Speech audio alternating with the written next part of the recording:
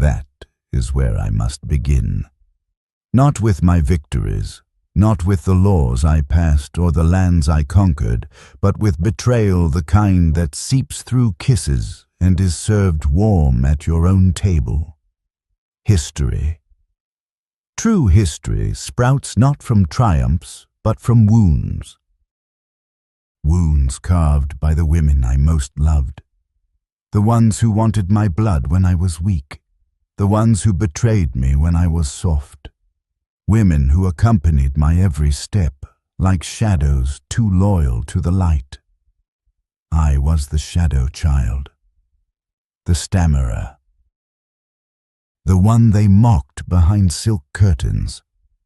Yet it was I who became emperor when no one expected it, lifted not by the Senate, but by the blades of the praetorians, trembling behind a curtain as Caligula's blood dried on marble floors.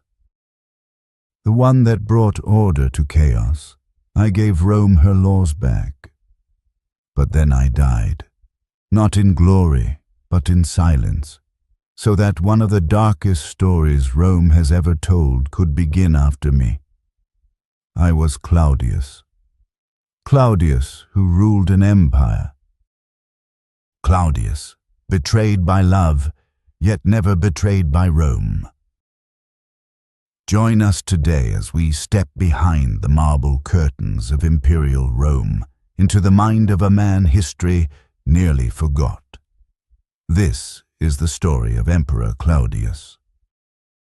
Not told by scholars or inscribed on triumphal arches, but whispered from the pages of his own imagined diary. A voice once mocked, now speaking from beyond time. In this episode, we walk alongside the man thought to be a fool, the stammering shadow of the Julio-Claudian line who rose from the margins of power to rule the greatest empire the world had ever seen. You will hear his regrets, his betrayals, his triumphs, as if he himself had penned every word in the still hours before death. But before we begin, take a moment to pause. Leave a comment below and tell us how your day is going. We truly want to know.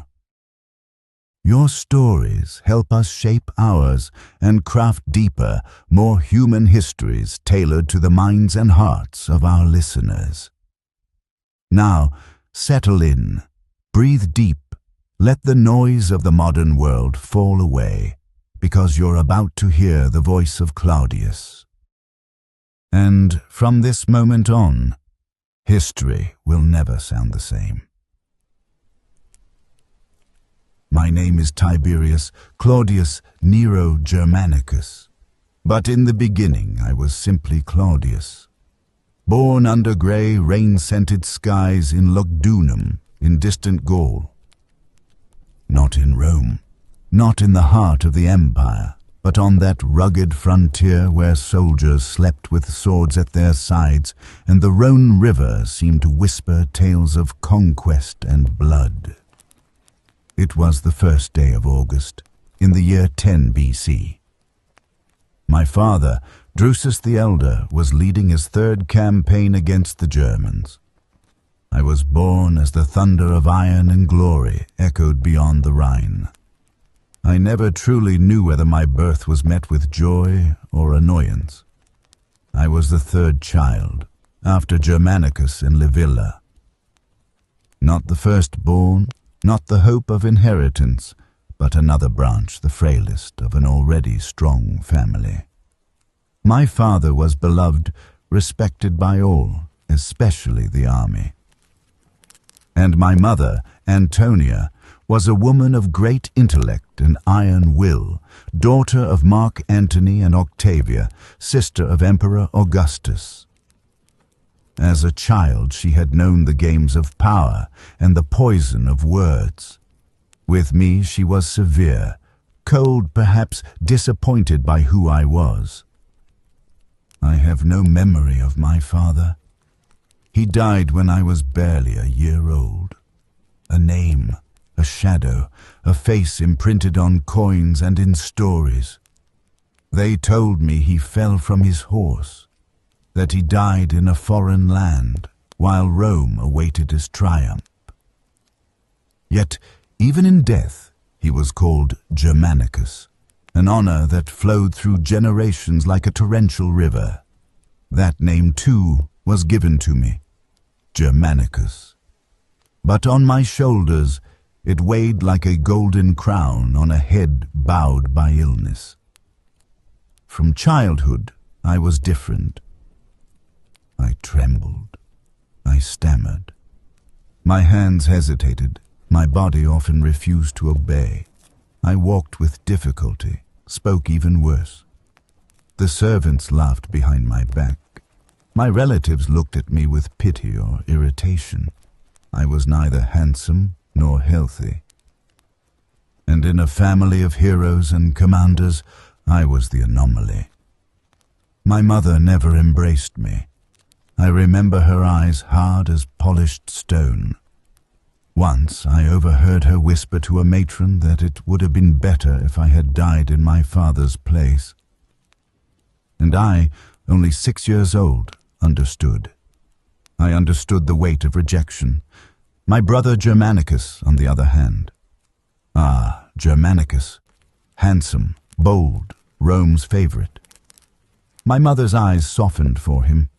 Senators bowed at the mere shadow of his presence. When he passed, all turned to look. I admired him silently, from behind a column, the way one admires a god too distant to hear our prayers.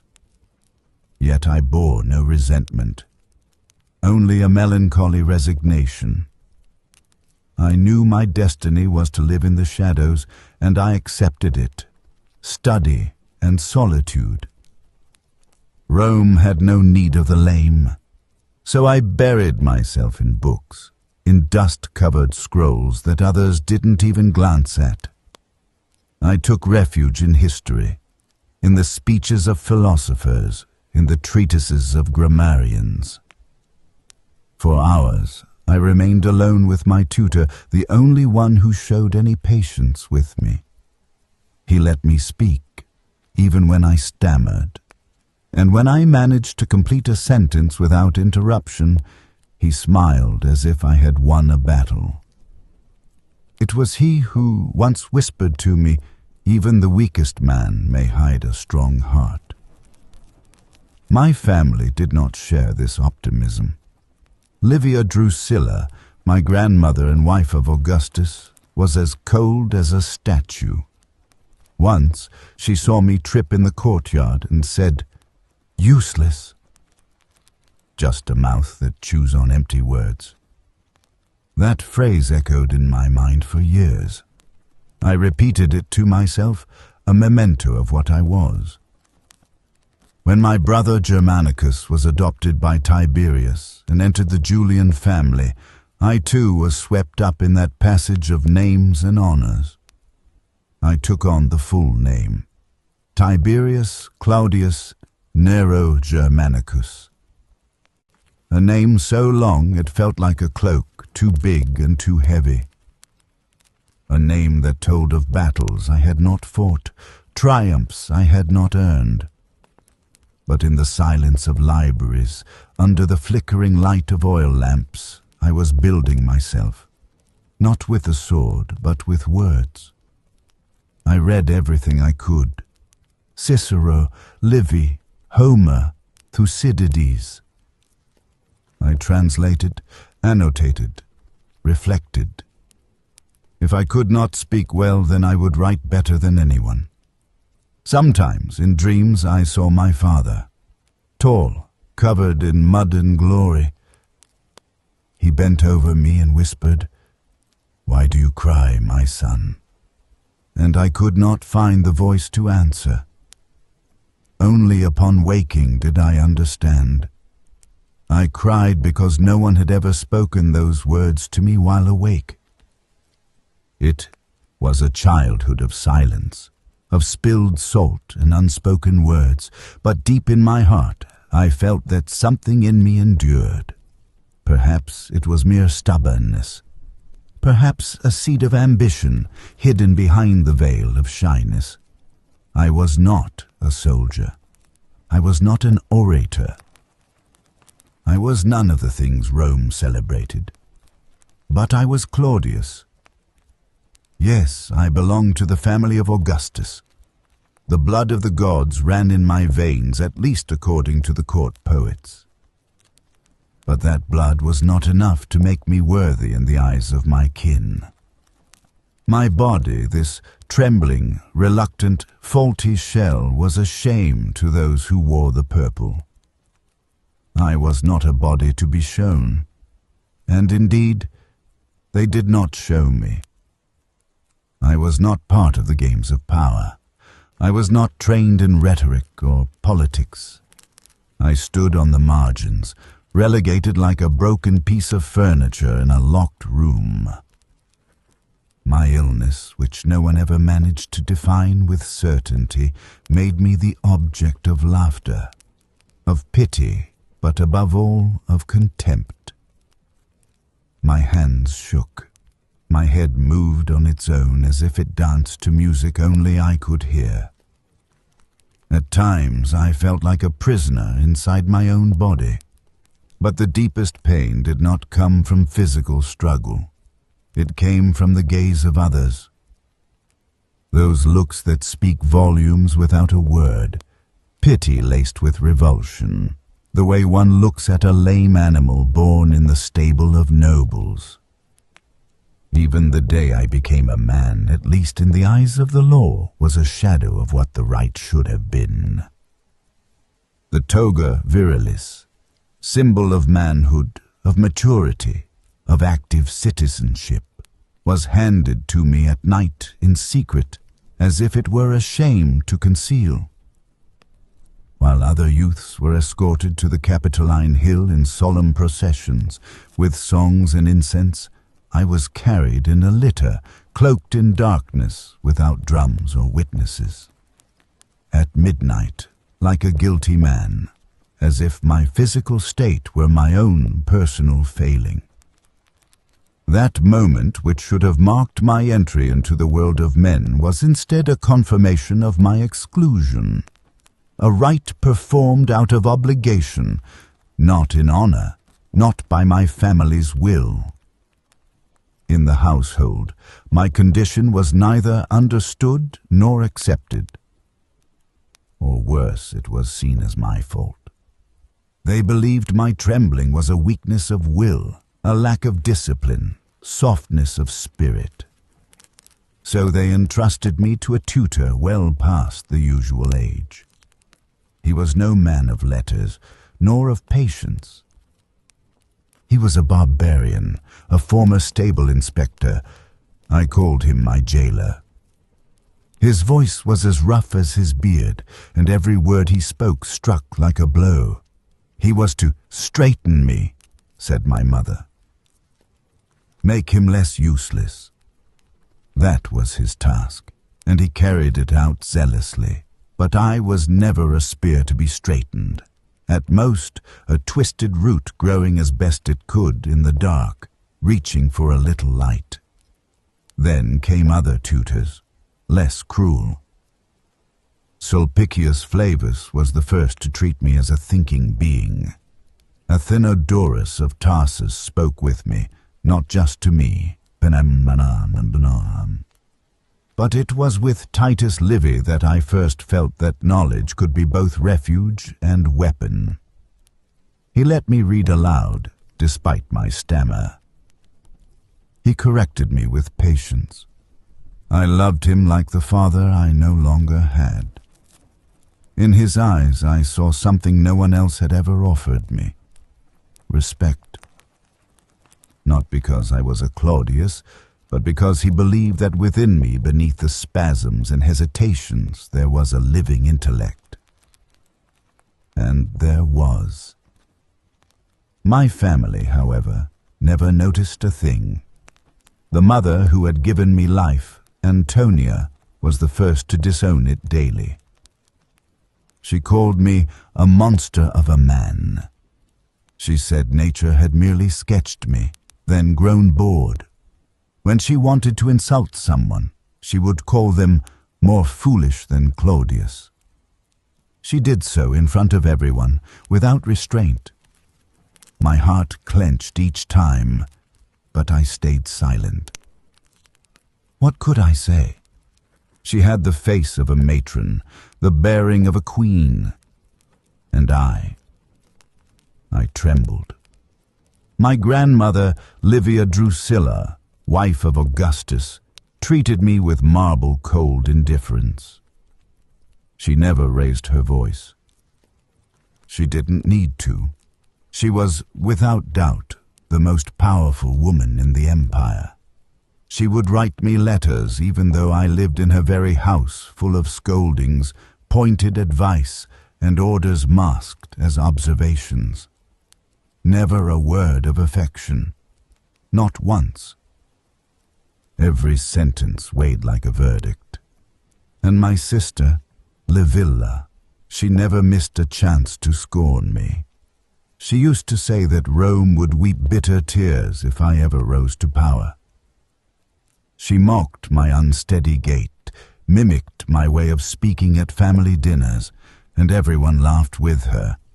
Sometimes I heard her whisper to my mother, "Better he dies childless, so that his shadow dies with him."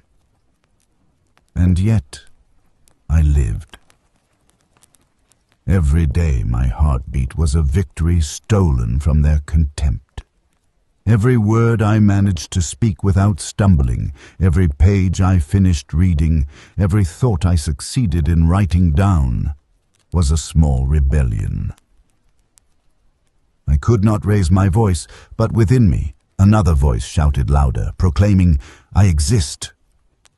So I passed the years, between humiliation and learning, between shadow and resistance. I was not loved, nor wanted, nor celebrated, but I was, and I was myself, despite everything. Octavian Augustus, who was then Emperor of Rome and my adoptive grandfather, was a wise and cautious man, too cautious. I still remember the day he heard me speak for the first time. It was not an improvised speech, but the fruit of days, weeks of preparation.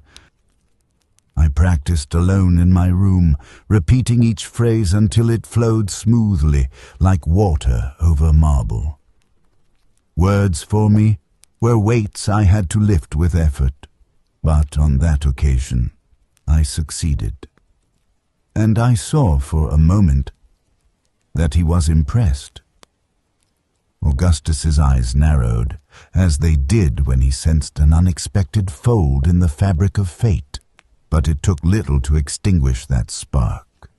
A tremor, a hesitation at the end, was enough to bring the fog of doubt crashing down. He said nothing. But from that moment, I understood. I might surprise in private, but I could never be shown in public. Not a Claudius who trembled. Not by an emperor who needed his household to reflect order, strength, perfection. From then on, Augustus kept me always under his wing, or rather, under someone else's cloak. I never appeared alone, but accompanied, supervised, flanked by a relative who could soften my awkwardness, explain my silences, mask my oddities.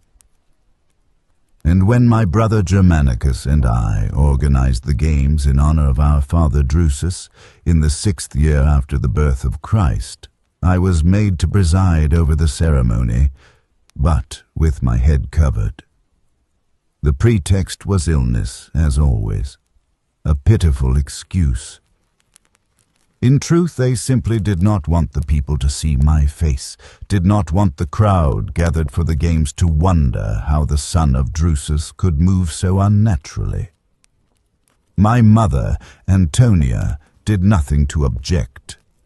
Germanicus, he alone looked at me with affection. But he was too young then, and already drawn toward a different destiny, radiant, imperial. I remained behind, a discordant note in a triumphal march. When Livia Drusilla, my grandmother, asked her husband Augustus years later to make a decision about me, I was already over 30, the emperor consulted with Tiberius. And the verdict came. No imperial tribune during the games, no public office of visibility, but instead a humble domestic role, nearly ridiculous in its uselessness, presiding over the banquet of the Sali priests. A hollow honor, a gesture of empty benevolence, masking a clear exclusion. And yet I accepted even that, not out of servility, but for survival. Because for me, living was already a form of resistance, and in time, recognitions began to arrive, small signs, perhaps only because my blood was that of the Claudii, and because Augustus was preparing for succession. Tiberius, adopted, grew ever more central, and I, as a member of the gens Claudia, had to be shown, if not loved. My portrait was included among the dynastic images on the arch in the city of Pavia. I do not know how many truly noticed, but I did. And I stared at that sculpted face for a long time, my face, still, without tremors, without hesitation, a mask of what I had never been. Even marriage was a field of strategy and defeat. I was first promised to Aemilia Lepida, a granddaughter of Augustus himself. A hope was kindled, a noble girl of pure lineage, but her parents fell from favor, and with them my future. The match was cut off like a useless branch. Then came Livia Medulina, daughter of Marcus Furius Camillus. I remember that day like a broken dream. It was our wedding day. Servants ran to and fro, the triclinium was adorned, the scent of sweet bread filled the air. I trembled more than usual, but not from illness, out of emotion. And then, death. Sudden, ruthless. The bride never reached the altar. Poison, perhaps, or a violent fever. No one knew, or no one wanted to say. That day, hope died with her. Finally, Plausia Urgulanilla, a stern woman from a house loyal to my family. From her, I had 2 children, Drusus and Claudia. But even there, joy was shadowed by sorrow. Nothing was ever granted to me fully. In those years, I tried to accept the small appointments I was offered. I joined the Sodales Titi, a religious brotherhood. Augustus named me Iwogur. The gesture had more the flavor of dynastic duty than of trust. But I accepted it as one welcomes a ray of sunlight in a prison cell. Upon the death of the emperor, news of his will reached me. Despite everything, Augustus had been generous with me. I was among the heirs. 800,000 sesterces, a generous sum but also a clear boundary. A reward, not an investiture. No one, not even in death, believed I could hold a greater role. It was, however, the equestrian order, not the princes, that offered me, at that moment, a recognition that still moves me to this day. They asked the consuls for permission to carry Augustus in body themselves, and they wanted me, Claudius, as their representative. It was my first true public act. Tears filled my eyes. For once, I was not the embarrassment to be hidden, but the face to be shown. Trembling, perhaps, but present. Thus I lived, excluded, forgotten, dressed up as a bystander. But every small gesture, a speech heard, a portrait engraved, a bride touched, an office accepted was a victory of mine. When Augustus died, the father of the fatherland, I was included, alongside Tiberius, his son Drusus, and my brother Germanicus, in the college of the Sodales Augustales. An honor? Yes, perhaps, but also an ornament, a useless blossom on a branch destined to be pruned. Tiberius, the new princeps, did not look upon me with affection, nor with respect. He saw in me a cumbersome figure, an important name, but without the substance in his view to claim a role.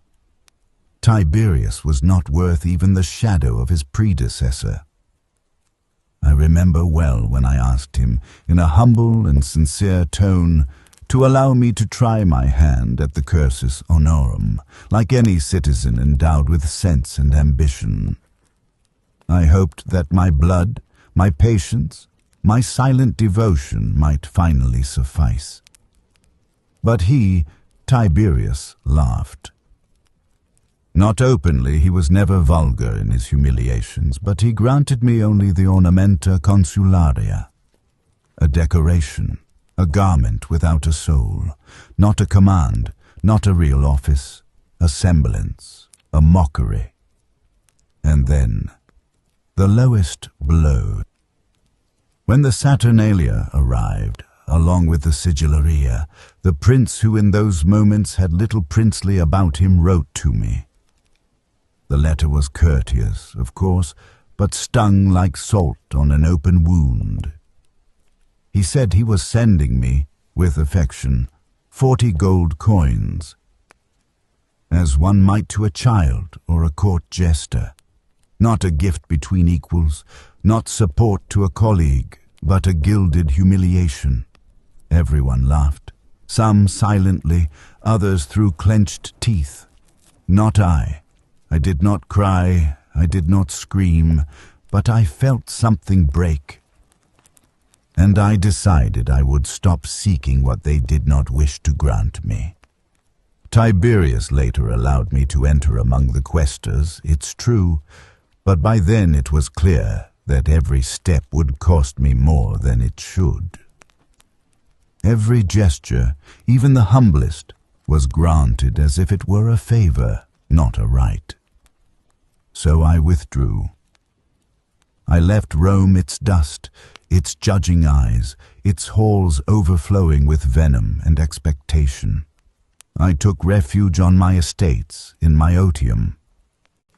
Many said I gave myself to wine, to games, to the company of disreputable men. That is partly true. I would sometimes join Julius Pelignus and other knights, and we drank and laughed and gambled with dice. But it wasn't mere vice. It was relief. It was forgetfulness. It was the right to be a man among men, not a mistake disguised as a senator. Then came the year 19, the year of loss, the year the sky turned to lead. The news reached me with cruel slowness that my brother Germanicus had died. In Antioch, far away, too far from me, from Rome, from the heart of our family. I had loved him more than anyone else. He was a brother, a father, a friend, a light. He had what I did not, but I never envied him. In him I saw the honor of our lineage, the hope of a better world. They said he was ill. They said he was poisoned. They accused Piso, the governor of Syria. Nothing was proven, but no one truly doubted. Suspicion was everywhere, suspended in the air like smoke before a fire. Piso took his own life before justice could reach him, and then, as is customary, came the thanksgivings, the solemn speeches in the Senate, the public ceremonies. The family of Germanicus was thanked for having avenged the deceased. And I was not there. Did it wound me to be absent? Yes, but it was not my will to stay away, nor was it chance. It was hesitation and perhaps fear. Fear that my grief would be mocked, that my presence would seem false, pointless.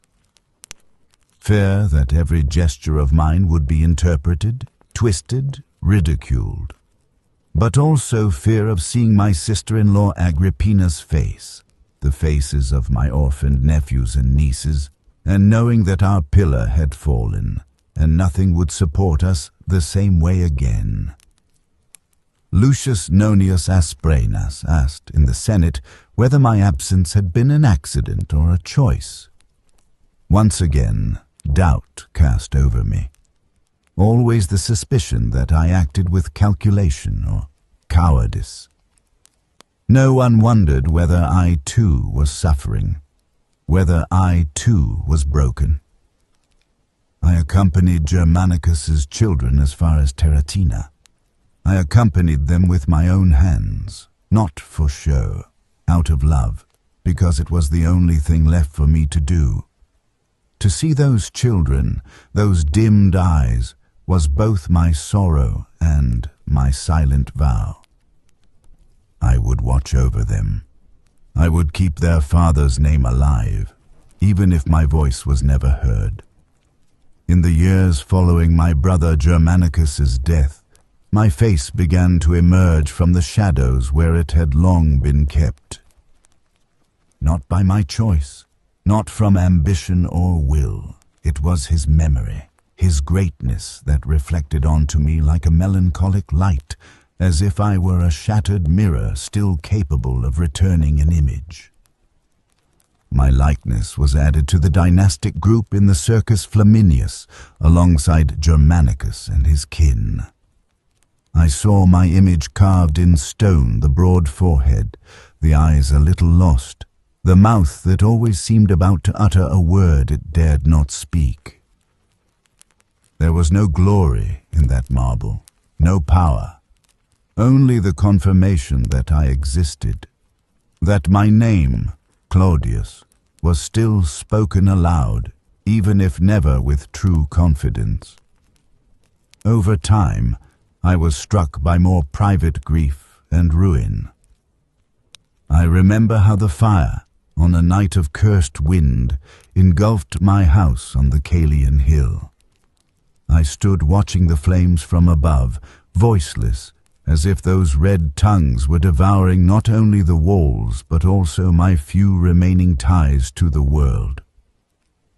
When the Senate proposed to rebuild it at public expense, a gesture that moved me to tears, I admit Tiberius intervened. With his calm and glacial voice, he said that it was not the Republic's place to support a man as foolish as I. He promised to compensate me with his own money, yes, but it was merely another way to deny me dignity. I was still the boy mocked, the laughingstock, the mistake they did not dare to cast out, but that no one truly wished to embrace. In that period, a subtler but deeper pain pierced me, the death of my son Drusus. He was still a boy. I loved him dearly. He had been promised in marriage to the daughter of Lucius Aelius Sejanus, the powerful Praetorian prefect. I looked at that son, and I dreamed of a life for him better than mine. I dreamed that even if I had remained in the shadows, he would walk in the light, but even that dream was extinguished cruelly, without warning. Drusus died before the wedding could take place. I mourned him in silence, like one grieves an inheritance that will never come to pass. My married life was no less tormented. I divorced my first wife. Had I chosen her, or had she been imposed on me? I can no longer say. What I do know is that after the death of our son, after the distance, the coldness, came also the shame. It was rumored that our younger daughter, Claudia, was not mine, that she had been born from the seed of a freedman. I forced myself to save what little honor I could to expose her like a rejected burden, to cast her off along with my wife. Then came Aelia Paetina. She was related to Sejanus, the most powerful man in Rome after Tiberius. I thought, and perhaps it was foolishness, that such a connection might strengthen my position. From her was born Claudia Antonia, the only joyful fruit of that union.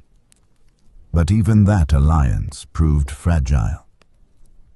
When Sejanus fell from grace in the year 31, I too was caught, at least in part, in the storm that swept away all his friends and supporters. Still, I was cautious. When the equestrian order mobilized to express joy over Sejanus's death, I made myself their spokesman. I spoke with a steady voice, as if my loyalty had always belonged solely to Tiberius and to Rome. And when it became clear that the name Paetina would be a burden, we divorced. On pretexts, yes, but also with that resignation I had learned to accept as my companion. It was not a marriage of love at that time. For us nobles, such things did not exist. Marriage was merely a way to forge alliances and pacts between families. And then, the greatest humiliation, the matter of succession. Tiberius never looked upon me as a possible heir. Despite being Germanicus' last surviving brother, despite my loyalty, my silence, my constant and unpretentious presence, instead, he looked to Caligula, Germanicus' only surviving son. I understood it, yes. He was young, beloved by the people, born of Agrippina, a woman of fire and pride. But I understood it with bitterness, because I was not even consulted, nor considered, not even as a regent, a counselor, a useful shadow. In Tiberius's will, I was once again relegated to third place, as had happened with Augustus. He left me 2 million sesterces, a fortune without a doubt, but no true word, no political gesture. He recommended my name to the Senate, to the people, to the army, but it was a recommendation without warmth, a gesture that reeked of formality. That was my life in those years, a constant oscillation between presence and absence, between name and silence, between dynastic blood and marginality, and yet and here I swear on all I have loved, I was never ungrateful, nor envious, nor disloyal. I lived, and I waited. Like a seed beneath the earth, not knowing if it will ever become a flower, but never ceasing to hope for the sun. I witnessed many dawns without destiny, many sunsets without glory, but that year, 37 after the founding of our Lord, marked a change, slow but real, in my path. After the death of Tiberius, a man who never deemed me worthy of anything but his contempt, it was Gaius, whom most called Caligula, who received supreme power. My nephew, son of Germanicus. And I, Claudius, blood uncle, finally saw my steps no longer sink into the dust of indifference, but lift a little toward the light. Caligula called me to serve as consul. It was the first time I had been entrusted with such a post. For years I had lived at the margins of political life, scorned, mocked, forgotten. And now I sat on that same chair I had only been able to gaze at from afar, like a beggar gazes at a king's throne. My hands trembled. I admit it. Not from fear, but from the weight of sudden dignity, falling upon me like a mantle too rich for one who has lived in humble rags. It was between July and August that I officially took office. Caligula was young, full of promises. Before the Senate, he gave a speech declaring the end of Tiberius's despotic regime, the birth of a new, enlightened era of cooperation between emperor and senate. There was fervor in his words, and I myself, perhaps eager to believe, was among those who pushed for that speech to be read every year in the Senate. The people, who remembered my brother Germanicus with love and nostalgia, acclaimed me as uncle of the emperor, as if I too were a living part of that memory. I heard the shouts in the games when I presided in Caligula's place. "Claudius, Claudius, son of the great Drusus, brother of the immortal Germanicus." And I bowed my head, not so much out of humility, but out of fear of letting myself be intoxicated. For I knew well how swift and cruel the wind of Rome could be. One day it carries you to the Palatine, the next it spits you into the Tiber. I did my best in those months, but it was never enough. I remember well the matter of the statues. We were to honor Caligula's deceased brothers, Nero Caesar and Drusus Caesar. I, with perhaps excessive diligence, examined every detail. The contracts, the materials, the places where the statues would be raised.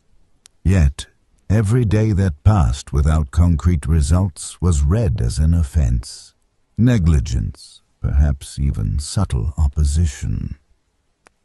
I was told in whispered words, never direct, that my position was at risk, that the emperor's wrath was not to be underestimated. Thus I understood that even favor was a double-edged sword, and that the shadow of power is colder than it seems. Yet I was beginning to appear. My face, my image, were no longer confined to the margins of ceremonies. My name was spoken. My profile was carved into monuments erected in the provinces. The legions in Hispania and Gaul, the citizens in Asia and Africa, began to recognize me as a true member of the imperial family. This, more than any office, gave me a sense of existence. I was no longer just that Claudius, the stammerer, the clumsy one, the forgotten uncle. I was part of the family that ruled Rome. In 38 or maybe 39, the years sometimes blur like faded dreams, I took a wife. Valeria Messalina was young, beautiful, and of noble blood. Her mother, Domitia Lepida, was a granddaughter of Antonia, daughter of Augustus's sister. Her lineage intertwined with mine like two branches of the same oak. It was a political union, certainly, as all marriages of our rank were. But in her, I also saw a chance for continuity, for life. She treated me with respect, at least at first. She was clever, ambitious. Qualities I did not yet fear, but admired. From our union was born Claudia Octavia, my daughter. When I held her in my arms, small and wrapped in scented linens, I felt something I had never known, a sense of the future. Not just my blood, but my name, my story, would continue in her. And in her eyes, black as the night over the Palatine, I sought to read a destiny different from mine, a destiny without shadows, without hesitation, without mockery. And yet, I always knew that my place was fragile, that my name rested on unstable balances, on momentary alliances, on fleeting favor. I was not a man loved for strength, I was tolerated for genealogy, for the absence of danger I inspired. But in my heart I kept a fire, a calm, steady fire, and if Rome one day truly turned its gaze toward me, I would not step back. No, I would speak, I would act, I would reign. But in that year, and in the years that followed, I was still the man who waits, who watches, who learns, who builds, slowly, a public identity, while deep down remains always painfully Claudius, the man no one ever truly wanted to see. After my first consulship, I thought, or perhaps only hoped, that I could finally walk the path of power with less hesitation. Caligula, my nephew, had promised me a second consulship within 3 years. A promise made before the Senate and the gods. But, as often happens with the words of powerful men, it was soon consumed by the wind of caprice. At first, Caligula seemed truly intent on breaking Tiberius's poisonous legacy. He spoke of cooperation, family, the rebirth of institutions. Perhaps he believed it. I believed it. But that fire soon died out, and cruelly so. I remember the bitter year 39. Tensions with the Senate grew day by day. Suspicions became fiercer, and even his own family was struck. His sisters, Agrippina and Julia Livilla, were exiled on charges of conspiracy while Caligula was on the Rhine. No proof, only words burning like blades. In that climate of distrust, the Senate chose me to lead an embassy to the Rhine to congratulate Caligula on his narrow escape. I was asked to bring him news of the ovation granted in his honor. I thought the gesture would please him. I hoped, like a disappointed elder brother, that my face might still inspire respect, or at least weary affection. But Caligula received me with annoyance. His eyes, once bright with trust, were now restless shadows. He looked at me as one looks at an overzealous servant, or worse, a threat. He suspected my presence was a means to watch him, to guard him like a child playing with his father's sword. It was then that I understood blood in the palace was worth less than a spent sesterce. And yet, paradoxically, it was precisely in those years that Caligula and I built some buildings together in Gaul. What a strange juxtaposition, publicly associated, privately despised. I was his uncle, brother of the fallen idol Germanicus, a dynastic relic to be displayed in mosaics and humiliated at the table. Oh, Caligula's dinners! How to forget that theater of cruelty? A delay, a mistimed gesture, and my place would be taken or made inaccessible. If I dozed after the meal, which often happened when wine and the day's fatigue mixed, I was pelted with olive pits, struck by jesters with rods, or awakened amid laughter with women's shoes in hand, which I rubbed on my face before I even opened my eyes. And then Caligula laughed. Everyone laughed, for it was easier to laugh than to dissent. I stayed there, humiliated, blushing not so much from shame, but from contained anger. In the Senate, I was placed last among the consulars, a public declaration of my insignificance. The brother of Germanicus, the consul, the priest, treated like a relic to be ashamed of, but not yet dared to discard. I even endured a trial, a ridiculous accusation. Forging a freedman's will, yes, a freedman, I, Claudius, tried like a common swindler, and no one dared defend me. Then came the gravest outrage.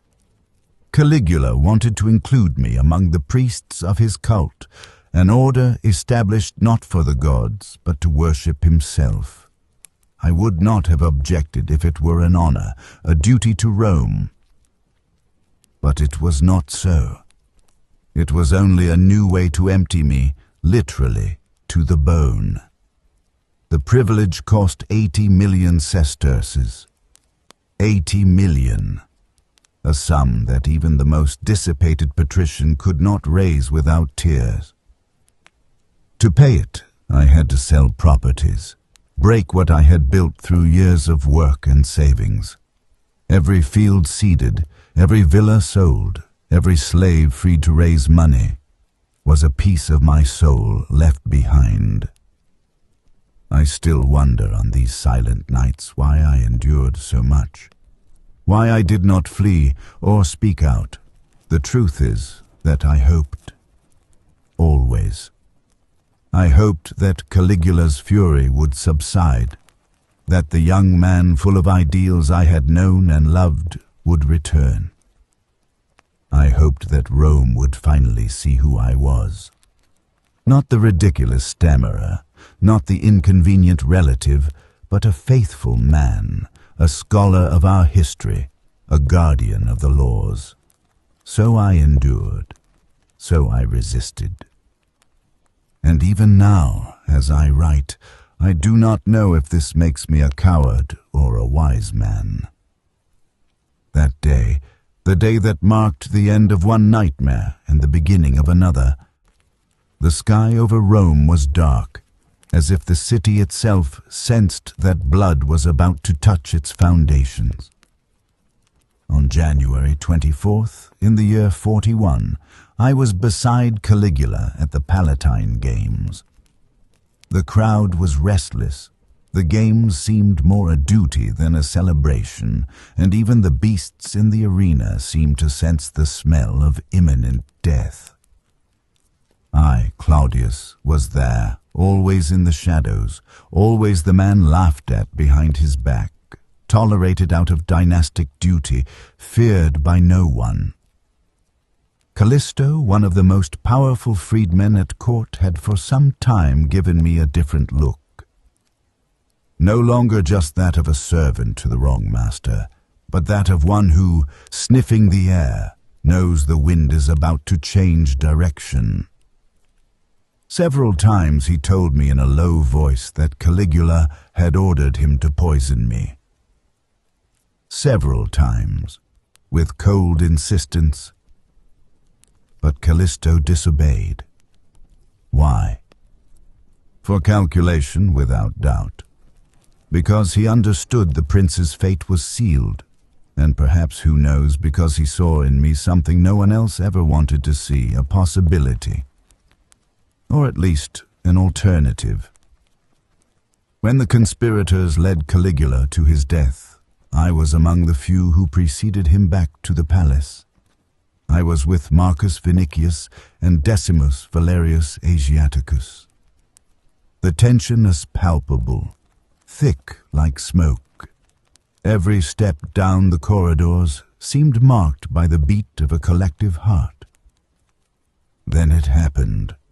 The clash of weapons, the screams, the blood. Caligula, my nephew, the emperor god, was pierced and left there on the marble like a slaughtered animal. I did not know what to do. Terror caught me like a net thrown over a sleeping man. Some say I was found hiding behind a curtain, others that the praetorians dragged me from my house. Even now, in memories that still haunt me, I cannot say where I was, only that I was trembling. Trembling indeed. Not for Caligula. His death, deep in my heart, was almost a relief, but for what came next. Because Rome does not love the void, and I had learned painfully that when a tyrant falls, the anger of the people often strikes those close to him, or those who simply bear the same blood. The praetorians took me to their camp, the Castra Praetoria. I remember the smell of iron and sweat, the frantic shouts, the eyes that rested on me with questions I had not yet formulated myself. "Why him?" some whispered. "He is the brother of Germanicus," others said, as if that alone could suffice. I was silent. I had neither the courage to accept nor the strength to refuse. I was a man carried by the current, dragged into a river I had not asked to cross. Meanwhile, the Senate hastily gathered on the Capitoline Hill. There, at the heart of Rome, another battle was being waged, silent and fierce. Consul Gnaeus Sentius Saturninus, fired by perhaps sincere, perhaps calculated republican zeal, proposed restoring the Republic. He spoke with fervor, with words that would have warmed the hearts of the ancients, but now sounded like the weary song of an era that no longer knew how to defend itself. He wanted to erase the memory of the Caesars, to extinguish the imperial name. But Marcus Trebellius Maximus, a more cunning senator, or perhaps just more pragmatic, snatched a seal bearing Caligula's image from his hand, accusing him of hypocrisy. How many of them had bowed their heads, written poems, erected statues, prayed in the name of the Caesars? Now they wanted to forget everything, as if shame could be washed away with a speech. While they argued, I was there, under the protection of swords. The Praetorians, those soldiers who had served Caligula, now saw in me a refuge, a continuity.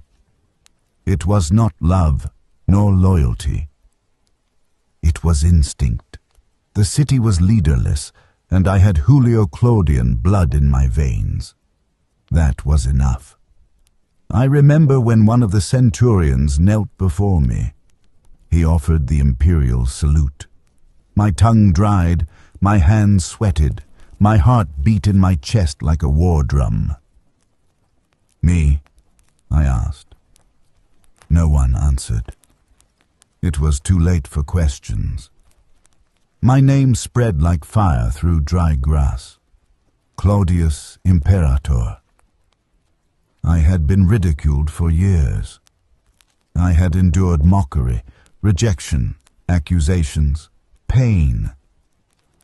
I had seen my son die, my wife betray me, my relatives fall one after another, and now in this chaos, in this fear-filled void, I had become the man everyone sought. But I?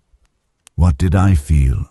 Terror, bewilderment, an almost physical sense of disorientation. And together, something ancient and deep that slowly grew inside me, a voice saying now, a whisper of the soul that remembered every wrong suffered, every humiliation, every word left unsaid.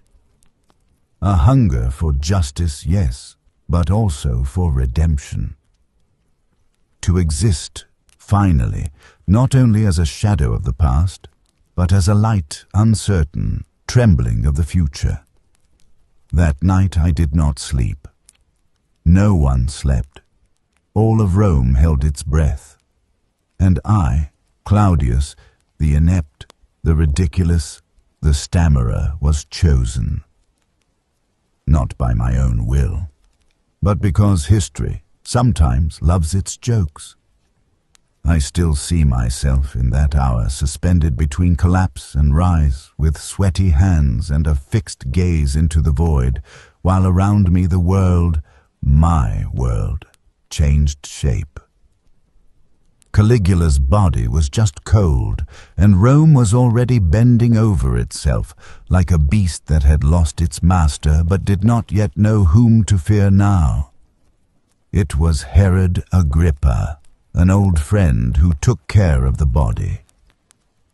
With measured steps and solemn words, he rendered honors to the fallen emperor's corpse. Perhaps there was sincerity in that gesture, perhaps only diplomacy.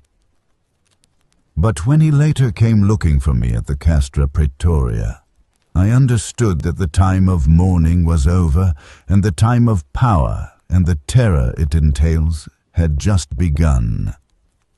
Herod urged me to seize power. "Now, Claudius," he said with that smooth voice that had always known how to persuade, "now is your time."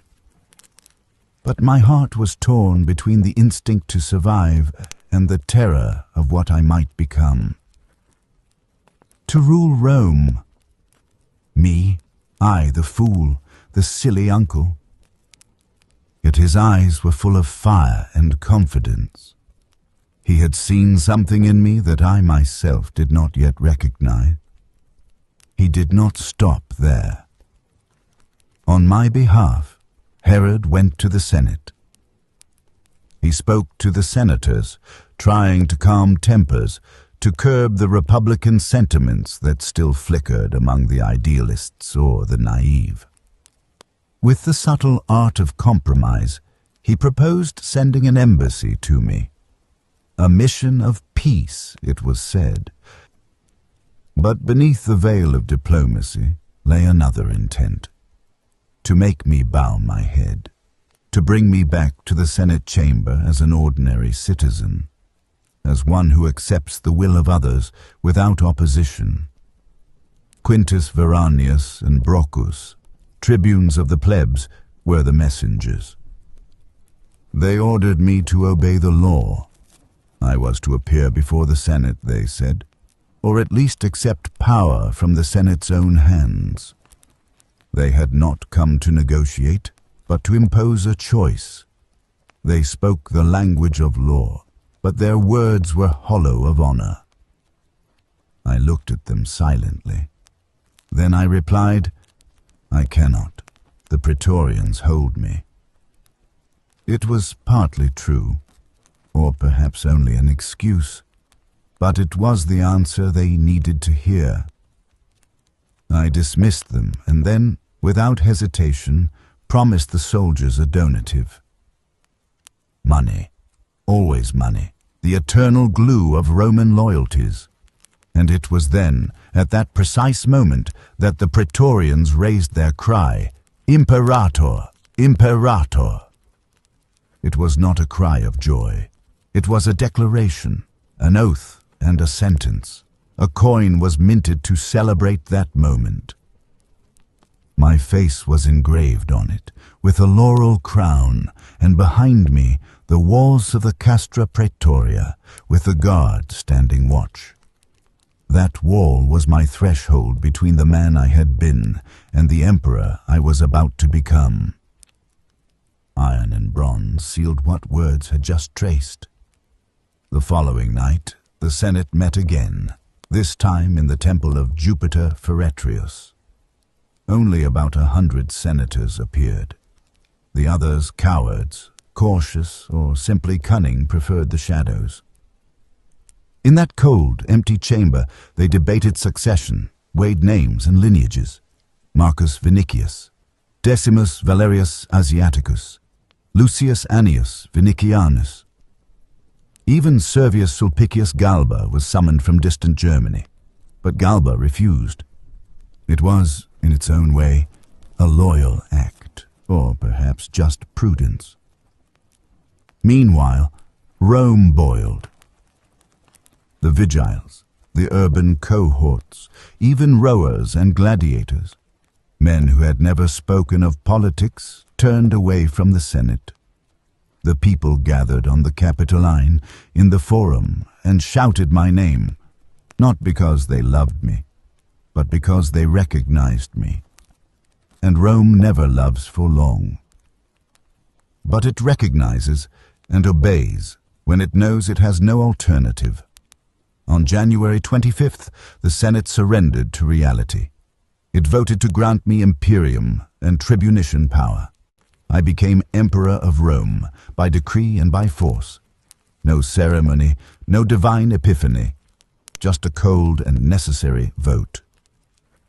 To the conspirators, I granted clemency.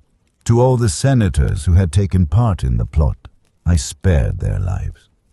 But for the main architects, Cassius Curia, Julius Lupus, there was no escape.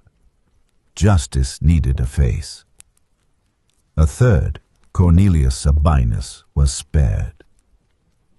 He chose to take his own life. That too is a way of dying, Roman. And I did not set foot in the Senate for a month. I felt imprisoned by my own fate. I searched anyone who approached me. Even at banquets, those moments once meant to soothe fears, I demanded an armed guard. Not for vanity, but because I knew. I had seen what lurks behind men's smiles. I knew the hidden hatred, the stab covered by an elegant tunic. Many wondered if I knew of the conspiracy. Rumors chased each other. They said I had left the crime scene just before Caligula's murder. They said some conspirators were close to me, that I had protected, rewarded, kept silent. The truth, as always, lies in the folds of the opportunity that came afterward. But what matters is not what I knew or didn't know. It is what I became. And in that January of 41, I, Claudius, the younger brother, the ignored uncle, the court fool, was made Caesar. Rome chose me, and I, trembling, chose her in return. I took the name that would carve my persona into the stone of time. Tiberius Claudius Caesar Augustus Germanicus. It was a heavy name, a burden of greatness belonging to others that I now placed upon my shoulders, curved not so much by years as by the hesitations of a life lived on the margins. I, Claudius, the inept, the stammerer, the ridiculous courtier, tolerated at court out of pity or contempt, now bore the title of Caesar. And I was Augustus. I was emperor. I was not, and everyone knew it, neither a son nor adopted by Augustus. My birth, long kept silent by the palace poets, did not come from the Jan Julia, nor from the direct veins of that blood that had founded the Principate. For this reason, in whispers along the corridors of the Palatine, an old rumor resurfaced. That Drusus the Elder, my father, was in fact the son of Augustus. I neither confirmed nor denied. In Rome, truth is what suits the moment. But the harsh reality was that I, by blood and career, was an outsider. No military glory had ever adorned my brow. No triumph, no battle wound, no legion that had shouted my name. I had not climbed the steps of the cursus honorum with the grace of ambition. I had kept to the shadows while others, younger, handsomer, more beloved, took center stage. And now it was I on the throne, in an era when the purple was more like a noose tightened around the throat than a mantle of honor. That is why I knew from the very first day that I could not afford arrogance. I had to act with caution, but also with decisiveness. I had to persuade, reassure, and sometimes strike but never tremble. It was my only way to survive. So I immediately proclaimed a general amnesty. Caligula's blood was still fresh, but I did not follow it with vengeance. I did not want to begin my reign with fear, but with the promise of a new, sober, reasonable order. I did not condemn the memory of my predecessor, nor make him an official enemy. I did not include his death among the dies fastae, those sacred days to be celebrated. His end had been necessary, yes, but it was not to be celebrated. It was not to become a myth. It was only to fade. And fade it did. I ordered the poisons found in his apartments to be thrown into the sea, mixed with the waters as if their existence could be erased that way. I burned the documents, parchments full of names, accusations, suspicions, potential vendettas. They were weapons to be used against anyone, but I did not want that power. Too easy, too dangerous.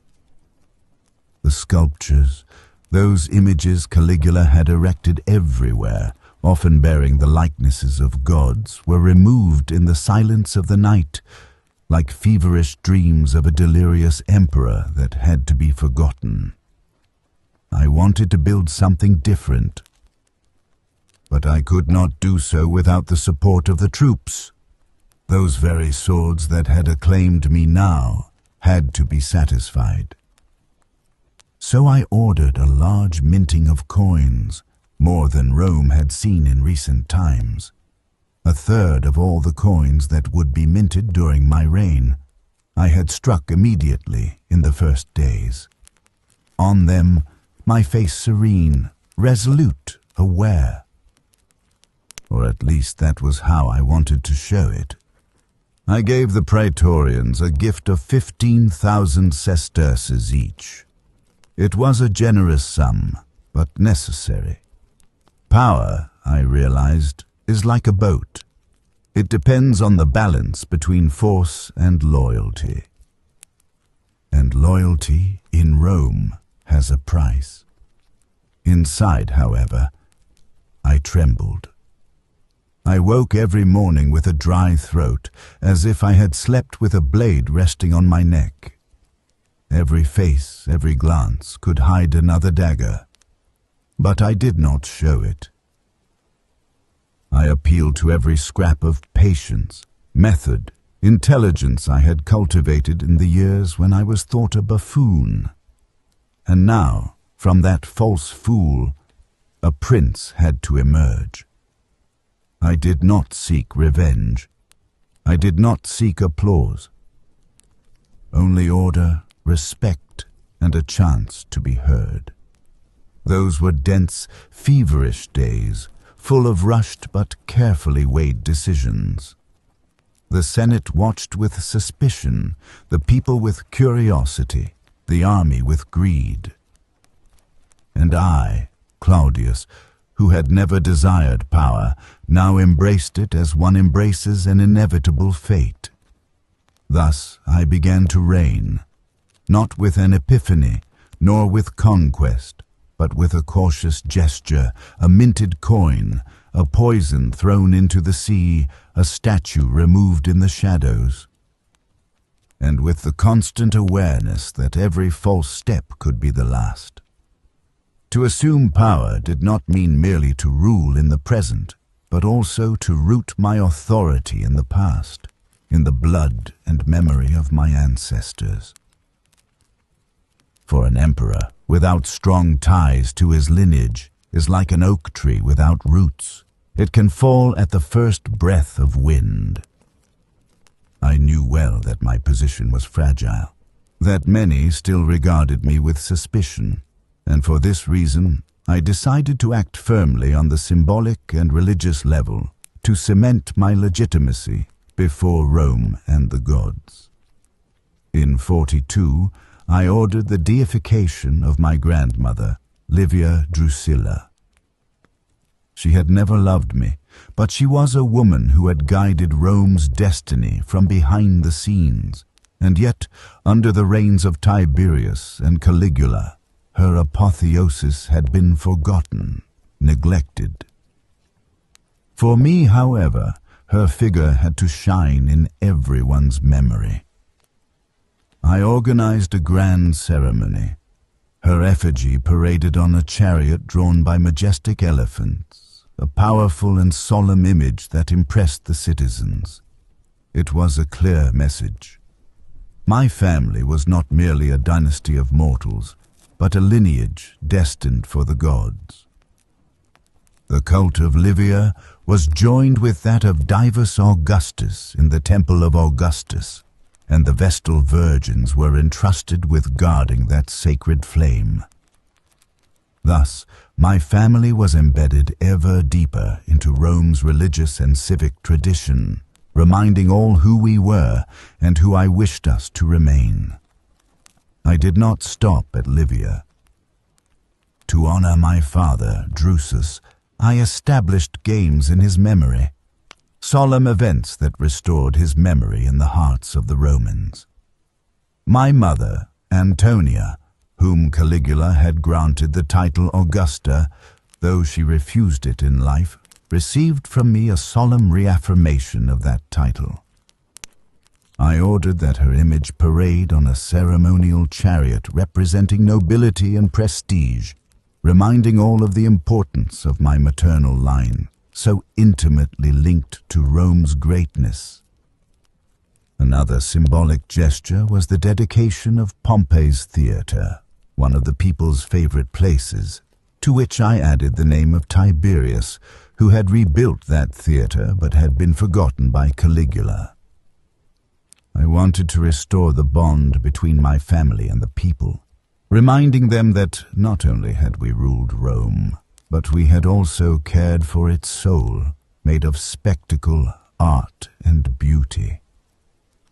To strengthen this bond, I had an arch erected in honor of Tiberius near the theatre, a monument that would remain carved in the city stone as testimony to my filial piety and the continuity of power. The memory of my brother, Germanicus, could not be missing, his memory still alive in the hearts of the Romans, especially in Naples. To him, I dedicated a Greek comedy I had personally written, a strange tribute to a man whose life had been marked by military honor and popular love. I also commemorated my maternal grandfather, Marcus Antonius, born the same day as my father, with reverence that mixed personal affection and political respect. Yet, despite these acts of devotion and politics, my position remained precarious. The year 42 was when the tensions accumulated since my rise to power exploded into a full-blown crisis. The governor of Dalmatia, Lucius Aruntius Camillus Scribonianus, together with Annius Vinicianus, rebelled against me. It was a tremendous blow, for rebellion never arises without the support of those who trust the leader. But fortune smiled upon me. Scribonianus, quickly abandoned by his legions, those very legions I had had to win over with effort and patience, chose to take his own life. His defeat was swift, but the danger remained alive in the shadows. I rewarded the legions that had deserted Scribonianus, the 7th and the 11th Claudia legions, thus strengthening their bond with my person and cause. But I did not stop there. I launched a thorough investigation to root out all conspirators of the revolt, an inquiry as relentless as it was necessary. I sent to testify even wives, servants, and freedmen, spreading the shadow of suspicion into every corner of Rome. The guilty were not spared. They were imprisoned, tortured, and their bodies mercilessly thrown down the Gemonian stairs, a place of infamy and pain. I ordered the death of some influential senators, Annius Vinicianus, Caecina Peter, Quintus Pomponius. Their memory had to be erased, condemned to damnatio memoriae.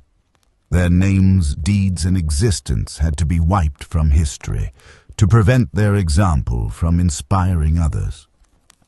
Yet, in my clemency, I did not forget the children of the guilty.